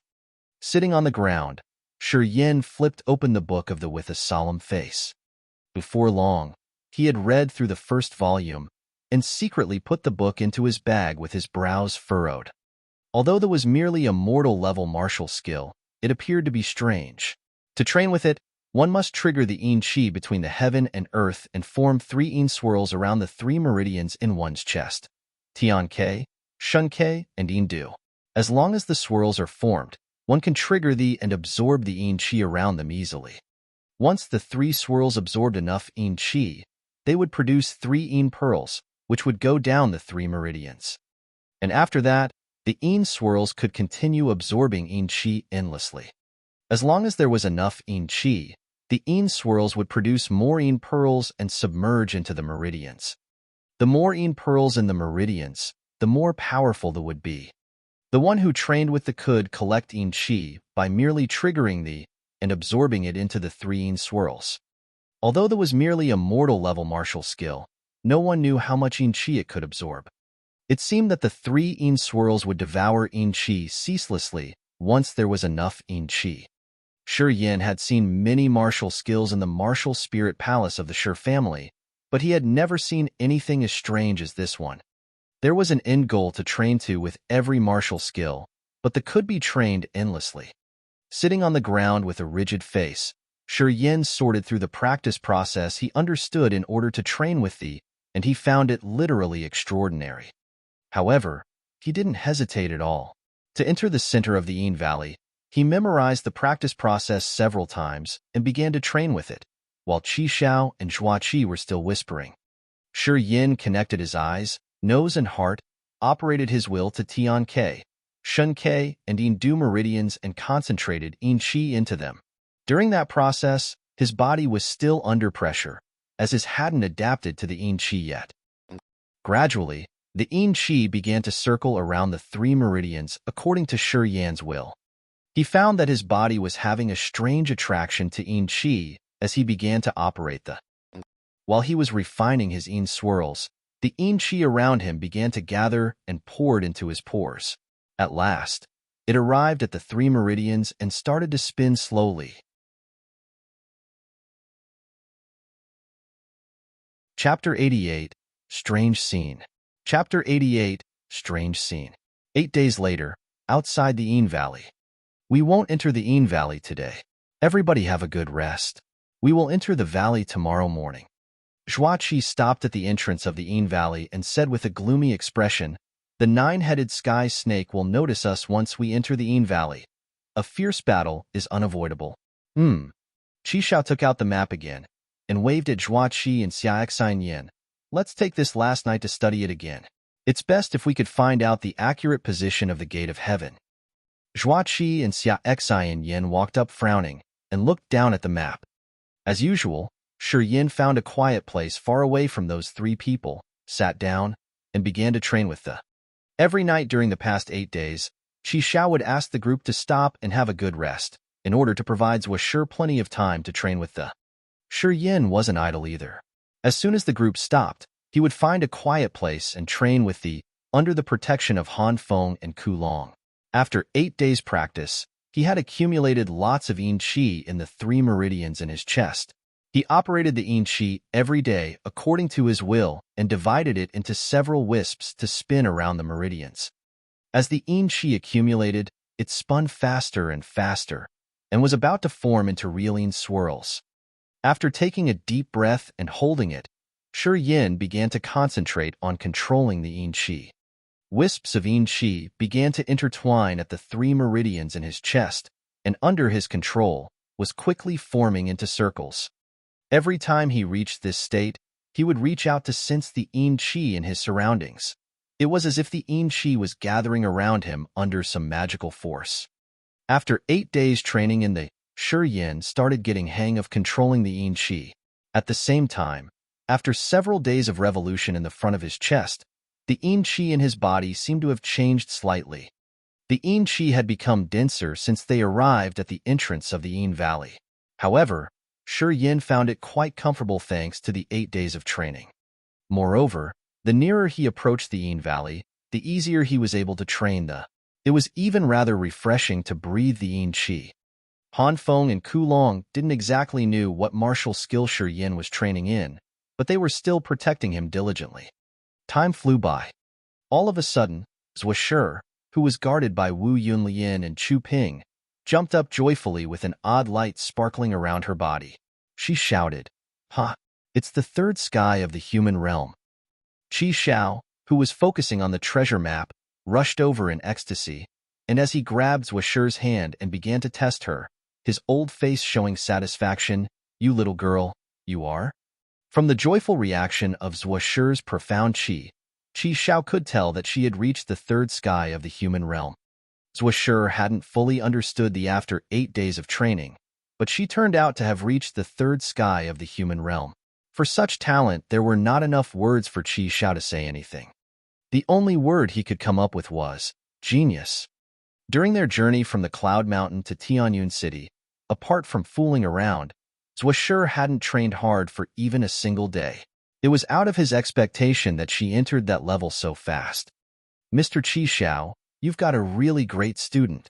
Surprise also crossed Exquisite Yan's eyes, as she too was shocked by Zhuo Shi's talent. "Hee, this girl is really talented, though she is too lazy." Qi Xiao was delightful as he patted Zhuo Shi's shoulder. "Work harder. Digest the as soon as possible. You little girl, you could have reached a much higher realm had you focused on practice." Then he walked to Xia Exine Yin and Zhua Qi's side and said with a smile, "Leave that girl alone. Let's study the map." Another 2 hours passed. As Shi Yin was sitting there silently, suddenly his body shook heavily and then kept quivering slightly. More and more Yin Qi concentrated and combined in front of his chest as it spun faster and faster. Looking inside, he found the profound Qi around his 3 meridians becoming stronger and spinning faster. The profound Qi that he had absorbed rushed into the 3 meridians and then was refined and resolved into more gray strings. More and more gray strings gathered in the swirls inside the meridians, making the swirls spin faster and faster. Not knowing how much time had passed, a gloomy air was suddenly forced out from the swirls, which shocked Shi Yin.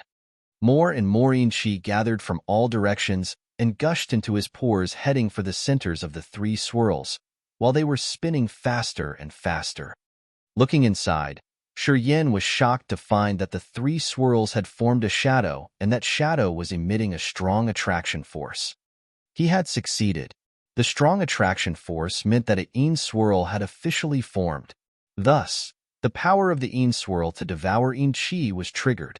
All of a sudden, the Yin Qi inside the Yin Field seemed to find an exit and flooded towards Shi Yin. 10 meters above Shi Yin's head, 3 odd swirls, as big as a human head, gradually appeared. Those swirls were similar to the Yin swirls inside Shi Yin, and were apparently influenced by the Yin swirls in his chest. They spun in line with his Yin swirls and were attracting more Yin Qi to his location. Huge amounts of Yin Qi gushed into the 3 head-sized swirls above him, which were expanding quickly. In merely 10 minutes, those swirls had swollen to the size of a wash basin and kept devouring Yin Qi from all directions. Qi Xiao, Zhua Qi, and Xia Xian Yin all stopped their discussion about the map and stood up, shocked by what they saw.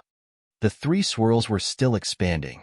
1 hour later, the three swirls were like a tornado, extremely frightening. The swirls kept spinning crazily as they tried to devour all the Yin Qi in the Yin Valley. With a rigid face, Shi Yin sat there without moving, continuously operating the swirls inside him, seemingly not knowing about the phenomenon above his head. He could clearly feel that the three swirls in his chest had accelerated several times. Even his mind found it hard to catch up with the spinning. Han Feng and Ku Long were taken aback as they watched this strange scene without any idea as to what was occurring. The dense gray Yin Qi had hovered in the Yin Field for thousands of years, isolating it from the sky, blocking both sunlight and moonlight. However, today, the Yin Qi between the sky and the Yin Field all went crazy as it endlessly gushed into the swirls above Shi Yin. Not knowing when, the three swirls above his head had turned as huge as 3 mountains, filled with odd light. They looked like 3 huge mouths, ready to swallow all the Yin Qi between heaven and earth. This is... One huge man beside Xia Xian Yin cried suddenly, remembering something. What? Xia Xian Yin's eyes sparkled, and she turned to watch that huge man. Under Xia Xian Yin's gaze, that huge man hesitated and then walked away quietly. Zhua Qi and Qi Zhao's expression changed as they watched the strange scene with incredible eyes. Noticing that the huge man had some new findings, they walked towards them. Xia Xian Yin frowned, walked away with the huge man and let him explain, keeping a distance from Zhua Qi and Qi Zhao. You sure? Xia Xian Yin's voice was filled with uncertainty.